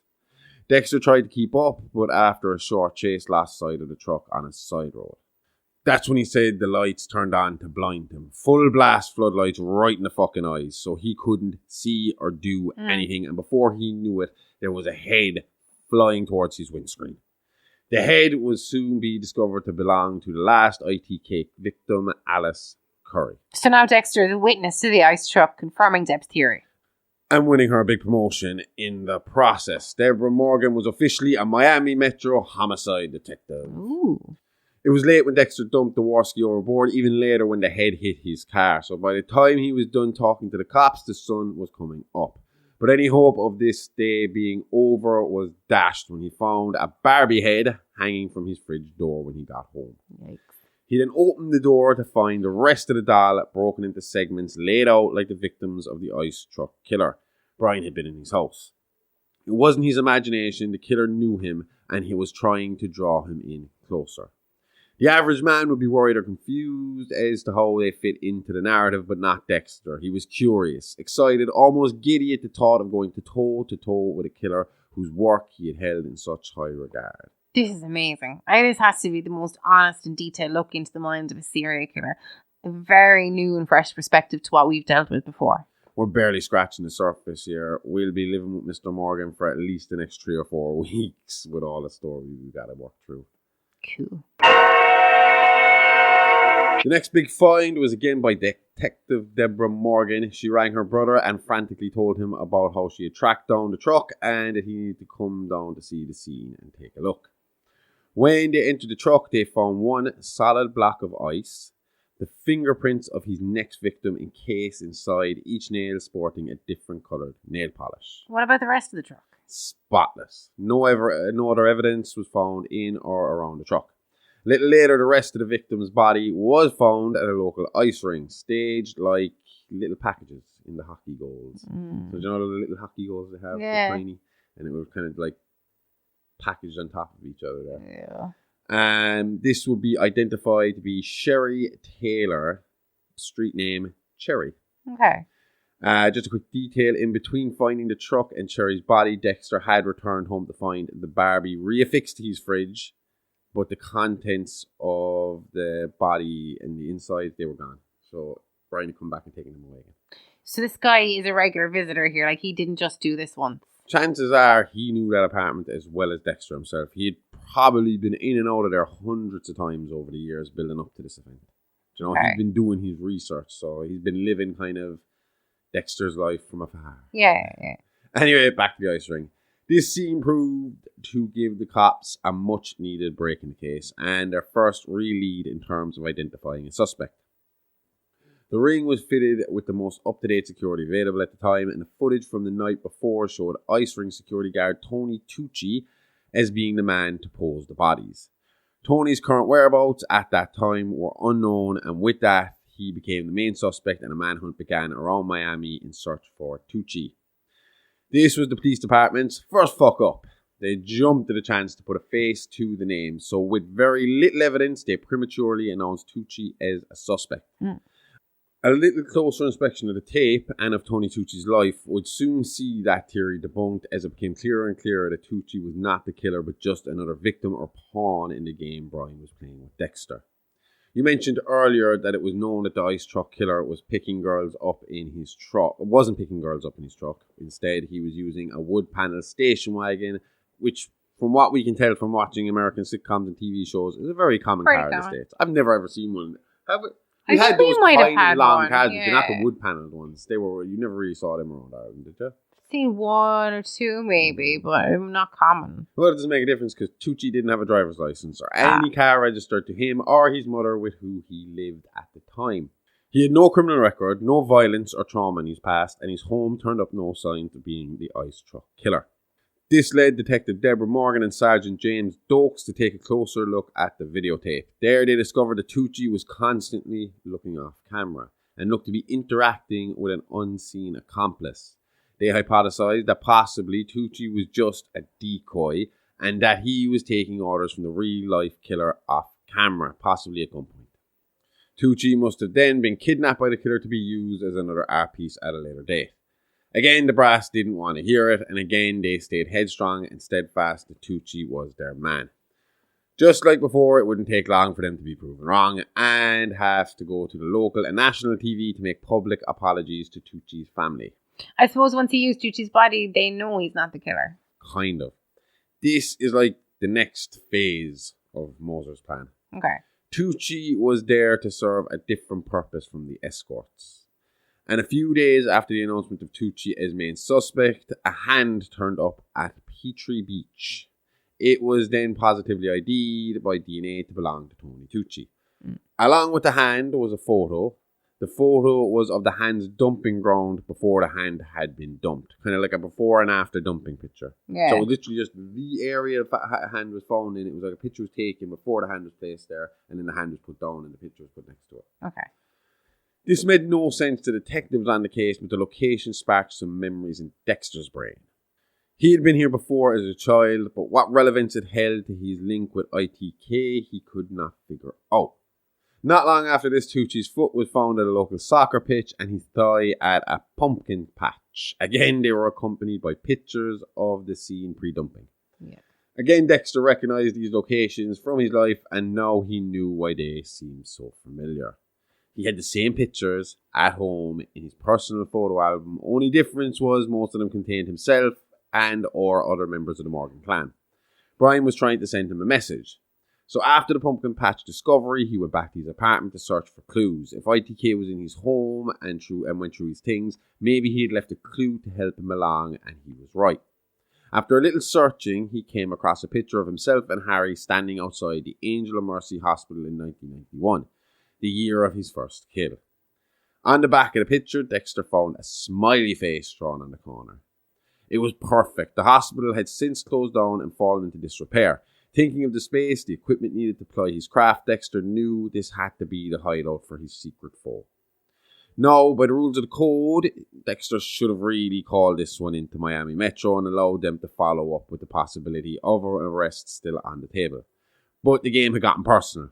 And for his own self-preservation, he needed to get to ITK first. Find out how much he knew or could prove. And, under normal circumstances, it will fall to police first. But if they get tight, he starts talking. Dexter doesn't know how much this guy knows at this point. Yeah. Dexter knows this guy's been watching him. He's been following his life. What has he seen? Yeah. Does he know I'm a serial killer? How much can he prove? So Dexter didn't want to find himself in shackles and chains right by his side. And this whole event would, just have been a horrific, drawn-out interview for a new lifelong roommate. Yeah. So he knew too much, so could be damned the ice truck killer would become another bloodslide in Dexter's trophy case. There was no other option, only one of them could walk away from this. I don't know if I've said it yet, but like those bloodslide, we've mentioned those bloodslide, yeah. He keeps one of them for each person he's killed in a box. And again, we don't know how many of these boxes he's had because he's destroyed a few of them over the years. Out of paranoia. Being caught. Yeah, I mean, it's evidence. Yeah, exactly. Literal evidence, and we will find out. Again, next episode, why? Cool. So with that in mind, he took off for the hospital, tooled up and ready to fight if needs be. But again, by code standards, this was reckless. If all went well, he wouldn't find the killer, but just his hideout. Also, he wouldn't alert the killer to his presence, giving him a chance to prep and attack when the odds were in his favour. What Dexter found when he reached the hospital, though, was that it was all set up. A test laid out in front of him to see how he'd react. He found the partially dismembered Tony Tucci blindfolded and bound to the medical table. Dexter realised he'd been lured there to see what he would do as a killer. Tucci was there helpless and ripe for the kill. The crime had a built-in alibi with the ice truck killer taking the blame. The area had been set up with tools, scalpels and knives. No one would ever know that Dexter could get his fix. Remember, he's all riled up now because he thought he was coming to confront the ITK killer. Like putting drugs in front of an addict. Pretty much. But thankfully, our kind of hero prevails and sticks to his code, ringing in an anonymous tip to the Miami Metro before fleeing the scene, only to return a few hours later under an official role as the blood spatter analyst. Surely this was a huge break for the detectives. Like, did they find much evidence at the scene? Not at first, but Tucci would later lead them to a throat lozenge wrapper that would break the case wide open. So obviously that's a bit vague, but when they did the original examination of the place, looking for clues, looking for DNA, fingerprints, that being the site of Tony Tucci's dismemberment. The Angel of Mercy Hospital, that's what I called it, wasn't it? Mercy. Anyway. If it was at Angel of Mercy Hospital, is that kind of dot? Is that what you call it? Serial killers? No, they're Angel of Mercy Hospital. Angel of Mercy or Angel of Death, they're called both. Sure, that's what it was called. Sorry, 1 second. I literally said it to you. Yeah, Angel of Mercy Hospital. I just think it's a funny name because it could be both the Angel of Death and the Angel of Mercy. Are they called Angel of Mercy? Yeah. Anyway, so they did an examination there, and they kind of thought, like, look, there's a lot of rats here, there's a lot of shit here, we're not going to get much. And they knew there was rats because they could hear rustling in the pipes. All rats and rats. Yeah. So they thought Tony Tucci would be their only chance. A possibility. He must have seen him, because obviously him directing him and all that. But Tucci was out. He hadn't come through yet. When they brought him in, he had to be put into an induced coma. Then he was fucked. Like, missing a leg, missing an arm. Bits and pieces all over the shop. Yuck. So I'd rather be asleep. Yeah. They basically had to sit back and wait for this guy to come back through and tell them what he saw, what he knew or hoped he saw. In the meantime, Dexter was on another project. Ooh. He had found out about this guy named George Castillo, who he suspected of murder.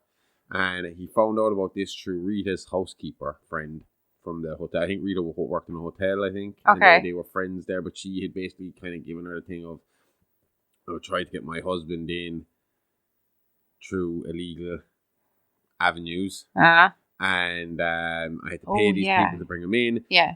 But they're holding him hostage now, and they won't give him away. They won't let him into America without a ransom. They want him freed in America. He's in America, but he's locked up by these people, being George Castillo. Okay. So Dexter started following him, trying to find the proof, and he did find the proof. But then he found more proof, and he realized it was not just George, but George and his wife Valerie Castillo, who were to blame it. They were in on it together. Yeah. So he did his usual thing. He gave him his little knockout syringe fucking stuff, M99, and he strapped them to their bed with his cling film, and he went about killing these two. On their bed? Yeah. Oh. Yeah. And no, I think it was in a trailer or so, a caravan or something like Okay. that. And then he went about his usual. No, he couldn't. He was in a panic. He was in a rush, so he couldn't do his usual cutting them up and dumping them. Okay. So he just got the full bodies, put them into a fucking big bag, and weighed them down and dumped them over into the water. Freed all the immigrants who were locked up in their shed, and went about his way. And thought everything was cool until the next morning when he got a phone call to come to his own crime scene. Oh, shit. When he got back, he found Valerie Castillo back in the trailer where he had originally killed her laid out. So Brian's fucking with her. This wouldn't have been as big a problem, except at the same time they found a witness to the night before. A young immigrant child who had been hiding in the trunk of a car. I forgot to mention this. These people owned like a fucking one of these wreckage places, scrapyards. Okay. So this kid was hiding in one of these scrapped cars. And the detectives found him, but the problem was he was Cuban, he had no English. There was a Cuban, their actual captain, La Guarda. She was Cuban, so she was able to talk to the kid, but he was terrified. And, they took him away, and Dexter was obviously, oh shit. And he kind of had to sit in the edge of his seat. This was a close call for him because of the whole fucking kid checking him out. And they were trying to get the kid to a position where he could give him a drawing, a sketch. Yeah. And they did. And then they called Dexter over to have a look at the sketch. And he was shitting himself. As you would. It looked like Jesus. And the kid said Jesus saved him. So score 1 for Christianity. Okay. So he was in the clear. And in the meantime, Tony Tucci awoke. And they were trying to get some information on him, but he was fucking scarred and traumatized by the whole thing, and he couldn't. He said he was blindfolded for 99% of the whole thing. Okay. And when he wasn't, that Brian had his face blocked, hidden, masked, or balaclava or whatever. Yeah. So he wasn't 100% sure. And it was Dexter Morgan that came up with the idea, which was seen as a kind of a... It was out of the box thinking. And some people weren't happy about it. Some people thought it was a good idea. It ended up working out. Yeah. Because Tucci was blinded throughout the whole experience, she thought it might be a good idea to put a blindfold on him again and see would the other senses kick in, and would he start to pick up on being back in that environment, would it start to pick up on those sounds, reawaken things. And it worked. He remembered specifically that the killer had a taste for like sucky sweets, hard sweets, lozenges, that kind of thing. And that caused the Miami Metro team to go back because, again, remember I said they heard the rats rustling. And it's really fucking smart, man. When you think about what it takes to be a forensics person, to pick up on something like that, they went back, they did another inspection, they found lozenge wrappers and found a partial print on the rope. Yes. So now it was this point in the story that Brian decides to take a step further and put himself into Dexter's life directly. Being that he was a prosthetics specialist, he was assigned to Tony Tucci, who was in need of an arm and a leg. Cost me an arm and a leg. Okay. But anyway, it was through this connection that he started to use his charm and charisma to get under Deborah's skin. And after a short while courting Dexter Morgan, he managed to get her to go out. Now, as our story progresses, you will learn that Dexter Morgan is not a hard person to get to go out with you. No. But the thing is, she falls hard. Okay. And fast. Yeah. And it is not. It doesn't go well for her, to be honest. I'll warn you that, no, she does not have a happy ending. Oh, poor Deborah. Anywho, he uses this to get into his life, but Deborah can notices almost straight away that this guy has a bit of a fucking thing for her brother. A thing or a thing? Well, she wonders, because he has a lot of questions about him. She's always wondering where he is, always inviting him to come along on their dates and stuff like that. Okay, that's it. Yeah, it's fucking weird, like, you know? And, yeah. So, in the meantime, the shit with George Castillo was still not completely fucking over. They were still looking into this because they had found a little mark on Valerie Castillo's neck. Okay. And they were wondering what that was. Now, Dexter managed to cover this up a small bit because obviously it was his injection that was the mark. And what he did was...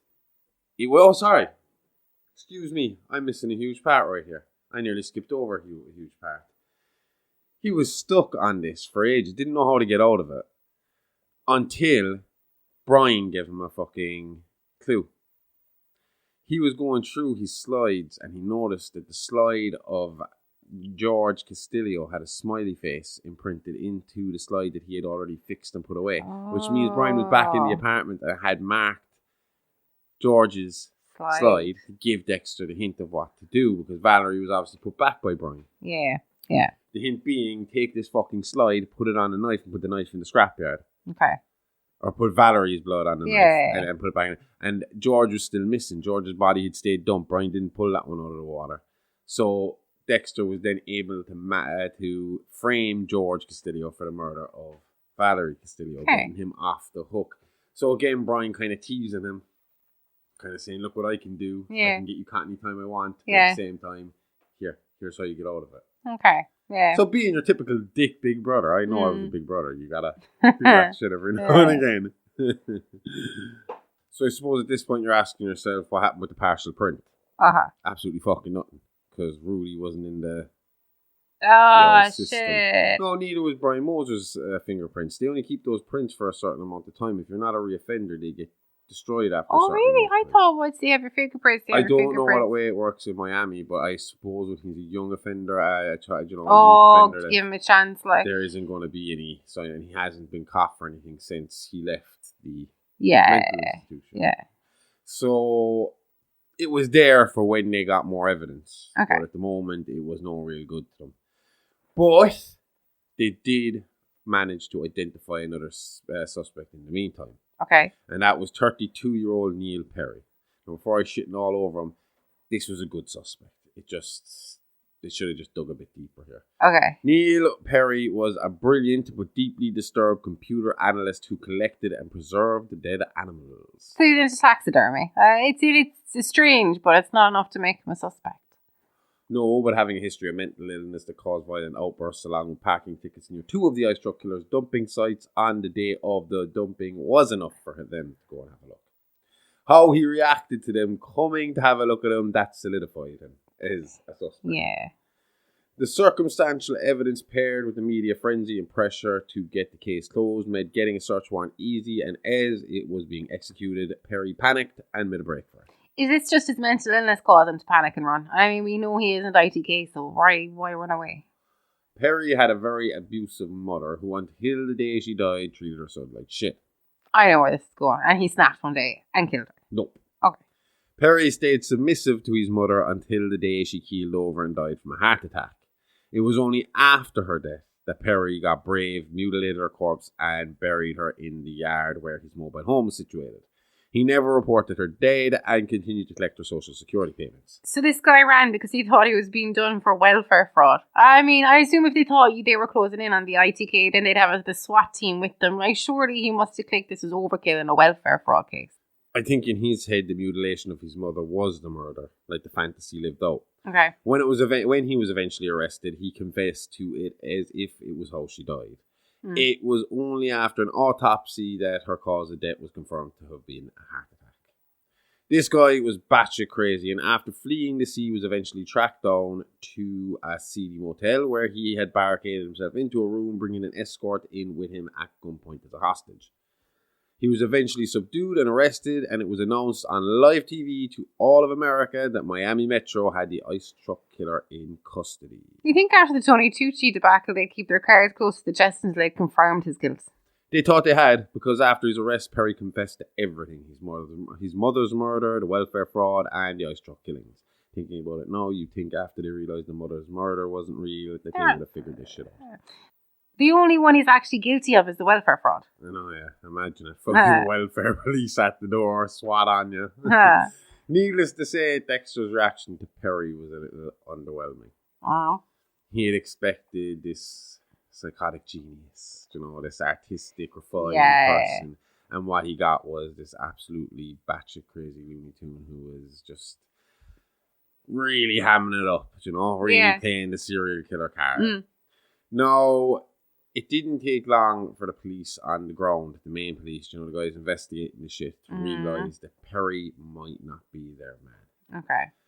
And it took Dexter even less time to realise it, because he couldn't wait. He had to try and get in there and get talking to this guy. So he managed to get himself, I don't know how he managed to do it, but he managed to get himself in as a visitor. Okay. And like I said, within seconds, Dexter realised that this guy Perry didn't recognise him, didn't know who he was, and so could not be the man truck killer. Okay. But you could tell me that. Again, his details started to get a bit patchy, so the police weren't long behind Dexter in figuring out that this guy really wasn't the guy either. But there was enough evidence for the higher-ups, the brass, and the district attorney to want to push forward and press charges on Perry. Okay. No, the way the cops actually figured out was they brought in some crime scene photos to him, and when he saw one of the headless corpses, he completely freaked out, like had a fucking panic attack looking at it. So it kind of dawned on him at this point, if he can't manage to take pictures, it's high possibility he didn't actually do it. Did you prosecute for that? Saying, I killed this person. Yeah. It's wasting police time, perverting the course of justice. Being a bit of a knob. You get in trouble for that. Yeah. I mean, and depending on how big the case is, you've slowed it down, and there could be more deaths, like, in the meantime. Years. Yeah. I wonder, could you get done for murder by proxy if the serial killer kills another person because you took the blame up until this point? I don't know. Do you know? Well, like, because that person, they might have had a chance of catching that person, but you took that chance away, so now it's your fault another body is dropped. What, they got murder without intent?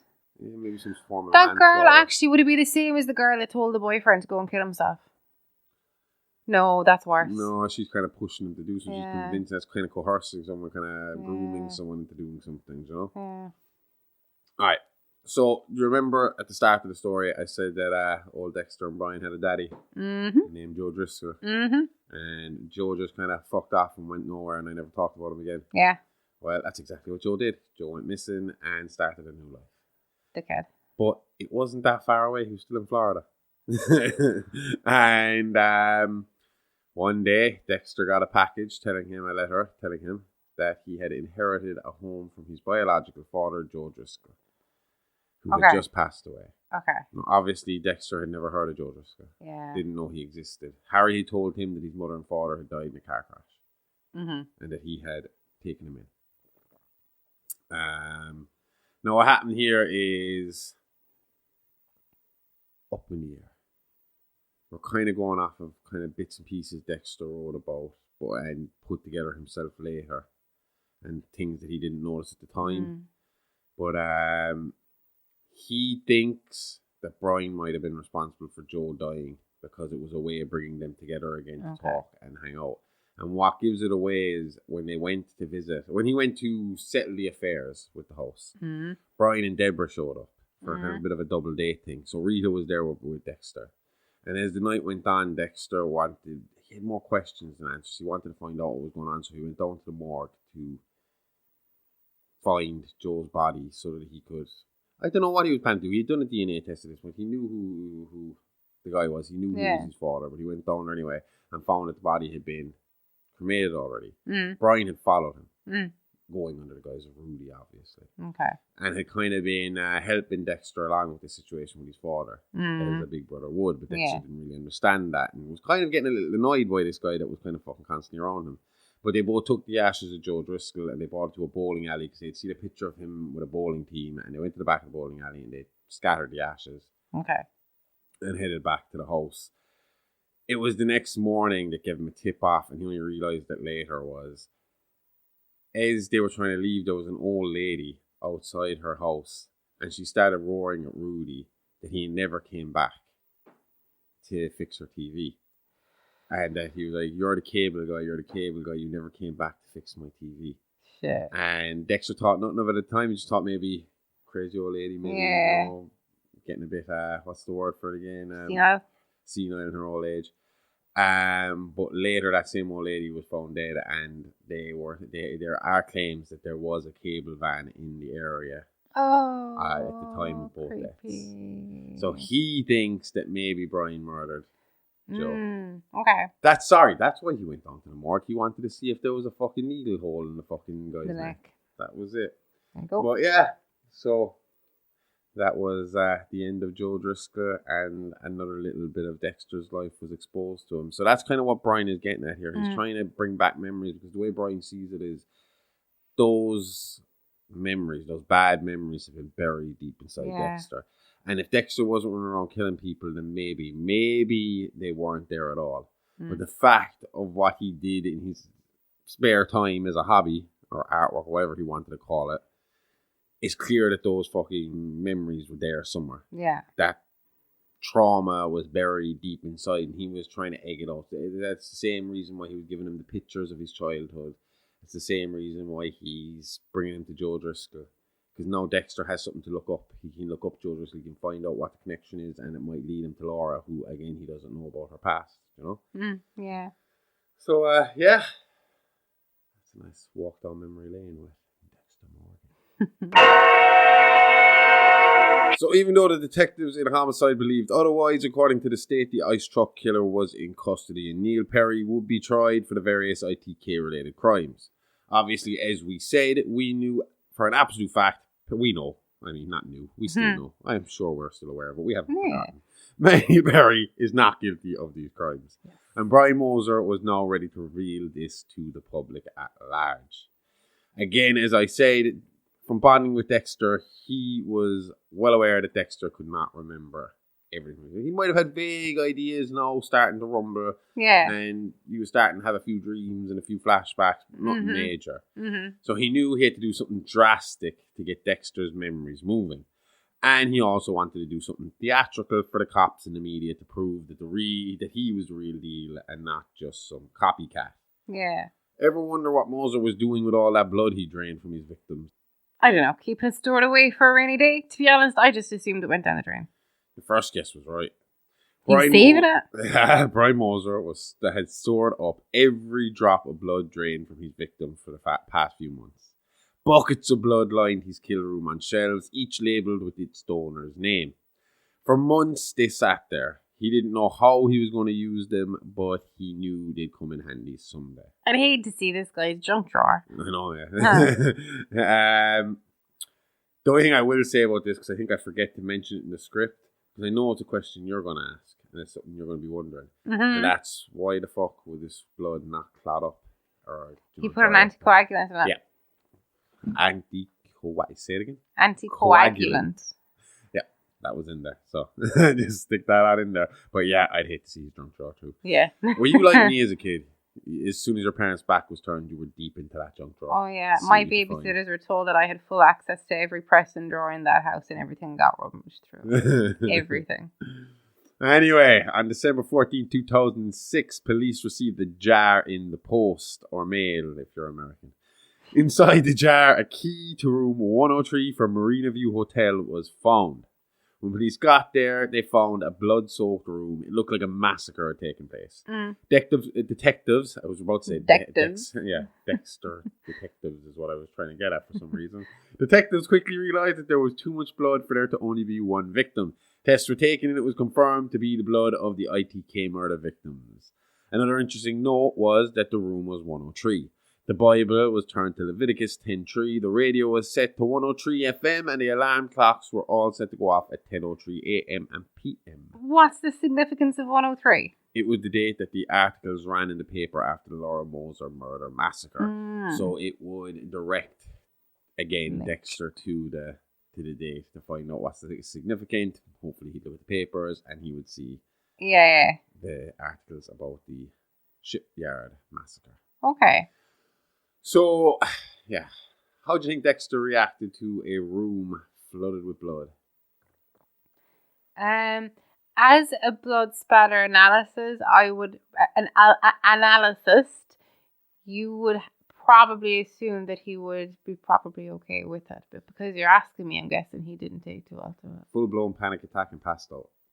Oh, okay. After that, he had to work the hallway. I'm going to say he had to work from home. No, he had to work from the hallway. Oh, so God. they were inside and they were describing what was going on, and he was trying his hardest to keep himself standing, and he couldn't understand what it was because, like you said, he's always around blood. He Yeah. bleeds blood all the time. Yeah, of course. But for some reason, this was causing some sort of trigger in him, and he couldn't figure out what it was.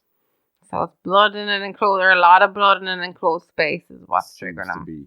Now, the hotel staff and security were questioned, or the security was looked into. The reason the hotel was picked was it didn't have security. And staff were only able to say that a regular looking white guy came in and booked the room. Regular looking white guy. Your average old white guy. So yeah, Dexter did decide to go back to this hotel room one more time after they had cleaned it up a bit, still stained with blood. Yeah. To see if he could get something. And this is where he starts to get flashbacks of a child screaming, sitting in blood, and he can't figure that out either. It's not clicking with him. That must be creepy. So yeah, fuck me. Why am I dreaming about a fucking child sitting in blood? Yeah, I imagine. Remember Batista that I was talking about earlier? Yes. I think I mentioned him earlier. He was investigating the third killing. Yeah. Now Batista is probably one of my favorite people in this story. I think there's a plot And coming. in the end, I suppose technically in the end, he's the one that actually puts the kind of final title of Dexter being the bad guy. Kind of closes the case. With mainly another woman, but he confirms all the details and goes looking for Dexter at the end. Okay. So it is interesting. He's got a good kind of story arc here in his life. But at this time, he wasn't doing too well. Oh. Batista was one of the few straight cops in Miami. And I mean straight as in he didn't break the fucking law, not straight as in he liked women. But Okay. he did like women, and that's why he's in trouble. Because he cheated on his wife. Okay. And he was too nice to hide it from her. So he went back and he told his wife that he had fucked up. And unfortunately for him, his wife was not willing to accept his apology. And divorce proceedings were going forward. So during this case, Batista was going through a bit of a midlife crisis and out in As you would. the nightclubs, living the young How life. come if you're out at a nightclub at that age, it's just assumed you're going through a midlife crisis? Like, Because we were in a nightclub like fucking less than a year ago, and I looked around and I was like, I'm like the oldest person here. oh, we're not that old. And this guy got about 10 years on us at this point. Without giving our ages away. No, maybe. I mean, Miami is known for its dancing and stuff. I'd assume there's clubs for various ages. You know, like under 20s, under 30s kind of thing. No, I would assume. You'd have to have, maybe. maybe over 20. Well, obviously it has to be over 21. It's fucking America. Has to be over, yeah. But I would assume that maybe there's like, nights for older gentlemen. Seniors. Females. Well, seniors. Well, I mean, there's the midway point between being a fucking 20-year-old and a senior. I would not go to like a night that was a midway point for, because everybody knows that I'm in my 90s nights and stuff like that, and 80s nights and stuff like that. Oh, And you and I that's a will both good go way to of doing that. it. So Oh, don't yeah. lie. I'm not an 80s baby, but I would And we're go not to single, so it doesn't really make a difference. So we just be like, yeah, 80s music, let's go. it. But he was single, so he was out living the single life. It was at a nightclub in Miami that he noticed a girl standing at the bar. Okay. And this girl was an amputee. And she lost her arm.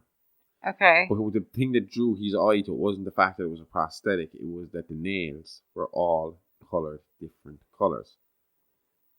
You're looking at me like you don't remember. Remember the ice cube that they found in the back of the ice truck? All the nails, different colours. Okay.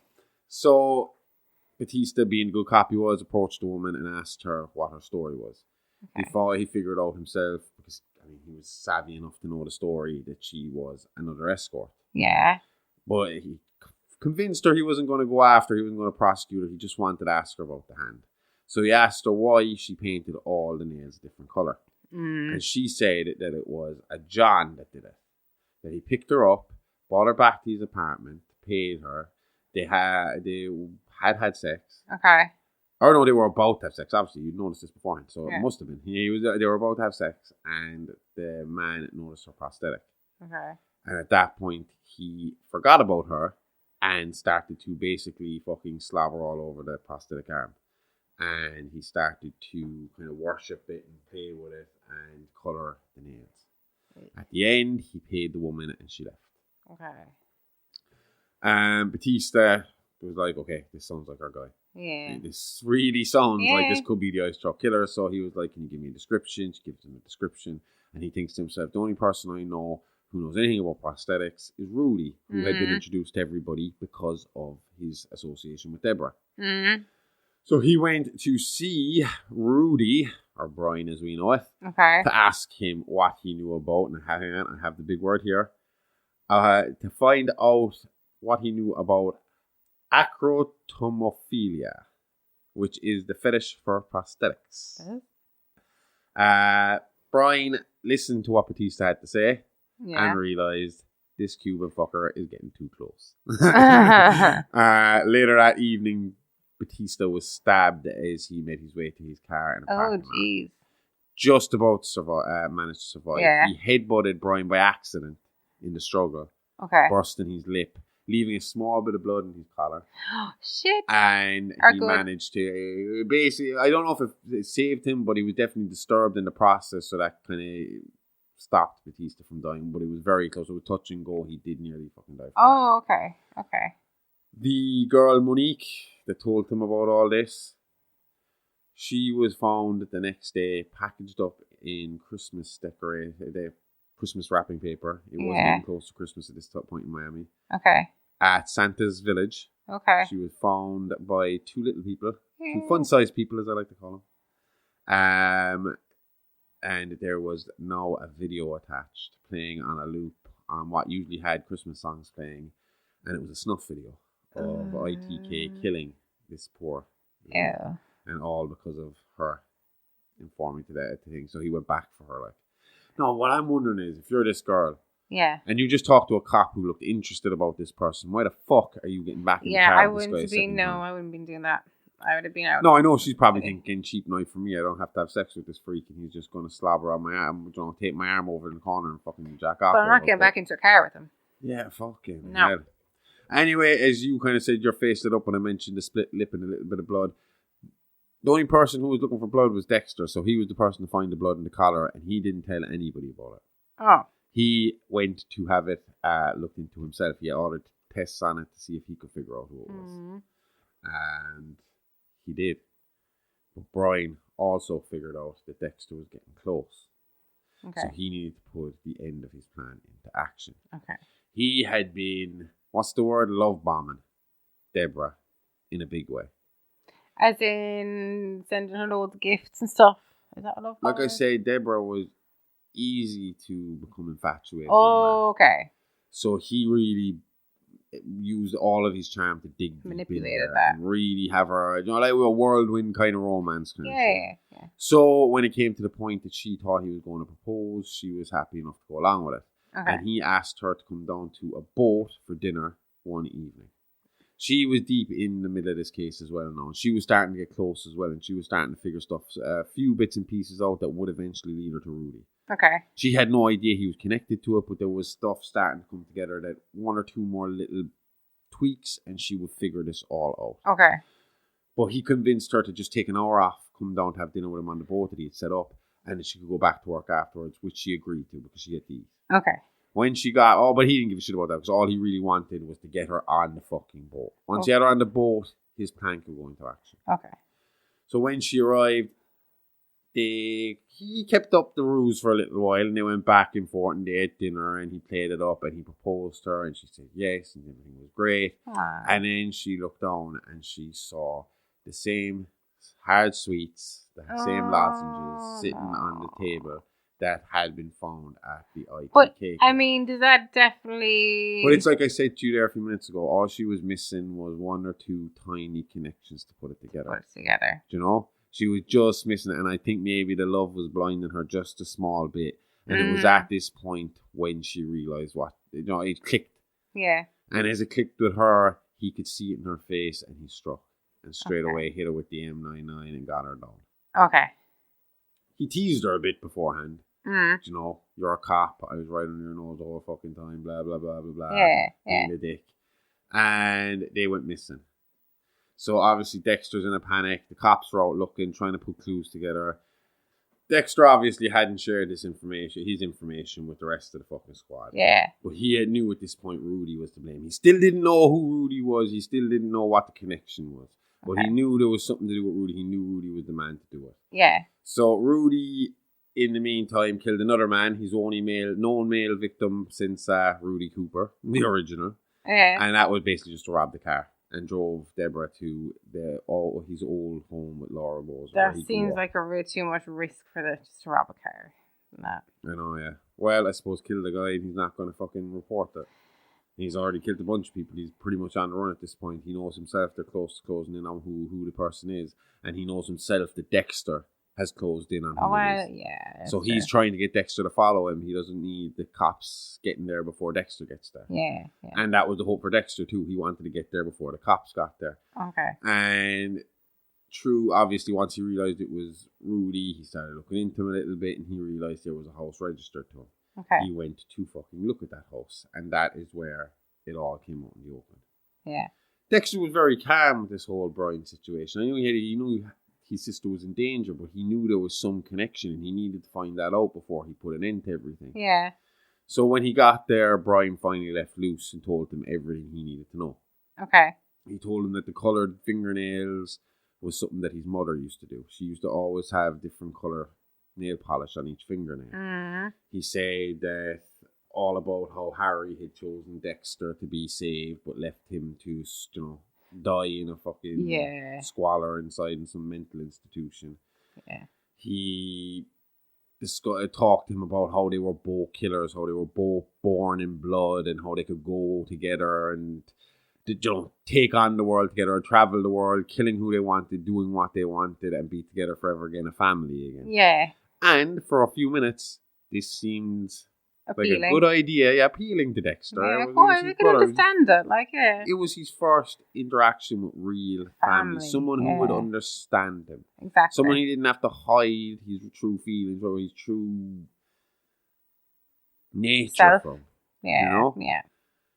The kicker, though, was for Brian to accept that Dexter was going to be all he could be. He had to first completely put an end to his past life and get rid of Deborah Morgan, who was strapped Dexter style to a table inside in the garage of this house. So with the usual cling film. Mm. And she was out of it. Dexter couldn't do it.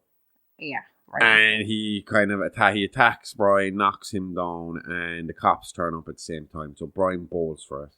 Okay. Dexter frees Deborah. Yeah. And his excuse for being there is that he figured it out just before the cops did, and he got there to save her. Deborah corroborates the story because she was just coming through when all of that was going down, and she could see Dexter trying to save her. Okay. She didn't hear any of the conversation before Dexter tried to get her, or him for a half a second thinking about, well, maybe. You know? So Dexter knew at this point, it killed him. He wanted to be a part of his brother's life, but he knew at this stage that the likes of Deborah and Rita would never be safe as long as Brian was out there. Okay. So they set up a trap. And what they did was play up as if Deborah was staying with Dexter in his apartment. Dexter played up like he was staying at Rita's. And they set up a kind of your usual kid stuff. The fake body in the bed when you're trying to sneak out of your house. You know? Yeah. A few pillows stuffed under. So when Brian came to strike, he pulled back the quilt or the blanket to stab the body, realised there was only pillows there, and Dexter snuck up behind him and hit him with the M99. Huh. Nice. And when he woke up, he was in a familiar place in an unfamiliar position. Strapped to his kill bed, upside down, like so many of his victims before him. Dexter said they had a deep chat about the paths they chose and how much Dexter wished to let him go. He couldn't trust him to leave Deborah alone, and she was his family longer, and he owed her his loyalty. This, he said, was confirmed by a slight smirk on Brian's face, and with that, for the first time in his life, Dexter took a life and felt no pleasure from it. He had killed the only other person who could understand him, the man he was bonded by blood with, but both inside and out. But despite his lack of emotion, he felt something strong for his adoptive sister, and he felt strongly about his father's code. So for that reason, he staged Brian to look like a suicide and sent the police his way, putting an end to Brian Moser and the ice truck killings once and for all. And Dexter just gets away with all his crimes. Dexter continued to kill the unjust for many more years to come. But that almost came to an end in 2007 because as soon as the ITK case was laid to rest, another killer's work would be unearthed. That being the underwater graveyard of the Bay Harbor Butcher. Dexter's the Bay Harbor Butcher, right? Only as of 2021. Before that, the title was held by a former Miami Metro homicide detective named James Dokes. And we'll get into how that happened, the investigation, and the Dokes frame up next week on It's Alive podcast. Ooh. And this has been a big fucking script. A big script. We've now went 2 hours on the show. Have? And it's a long one for us. And we got 3 more weeks of this. I will say there is a possibility that I might have forgotten some stuff. I might have let 1 or 2 things slide or out. I will look over it again because I'll be listening to this again before over the week. And if I find I missed anything or forgotten anything, I will put it in next week. I'll put in corrections and stuff like that. But I think I got most of it here. Okay. I think I got most of the story down. It's too big to fit everything in, but I got most of it in here. Oh, we squish it into next week's episode. Yes. Until then, you know what to do. You can follow us on socials at Alive Pod and check us out on our Patreon at It's Alive Pod for great shows like our Mini Monsters companion show, Real Monsters, and Amy's great horrific history podcast, Playing with Bones, along with classic episodes of Behind the Mask and classic Real Monsters. And along with that, you get early access to a whole week's Mini Monsters every Monday. All of that, and you get ad-free access to our main show and the weekend update, all for just $5 a month. That's on Patreon at It's Alive Pod. And now for the first 7 days, you get a free trial, so it costs you absolutely fuck all nothing to listen to us talk shit for a whole 7 days. 7 days, huh? We'll be back next week with more tales from the Horrorverse. It's Alive podcast, all the guts and gore, none of the guilt. See you all next time. Same Alive time, same Horrorverse channel. Kate, love you, bye-bye.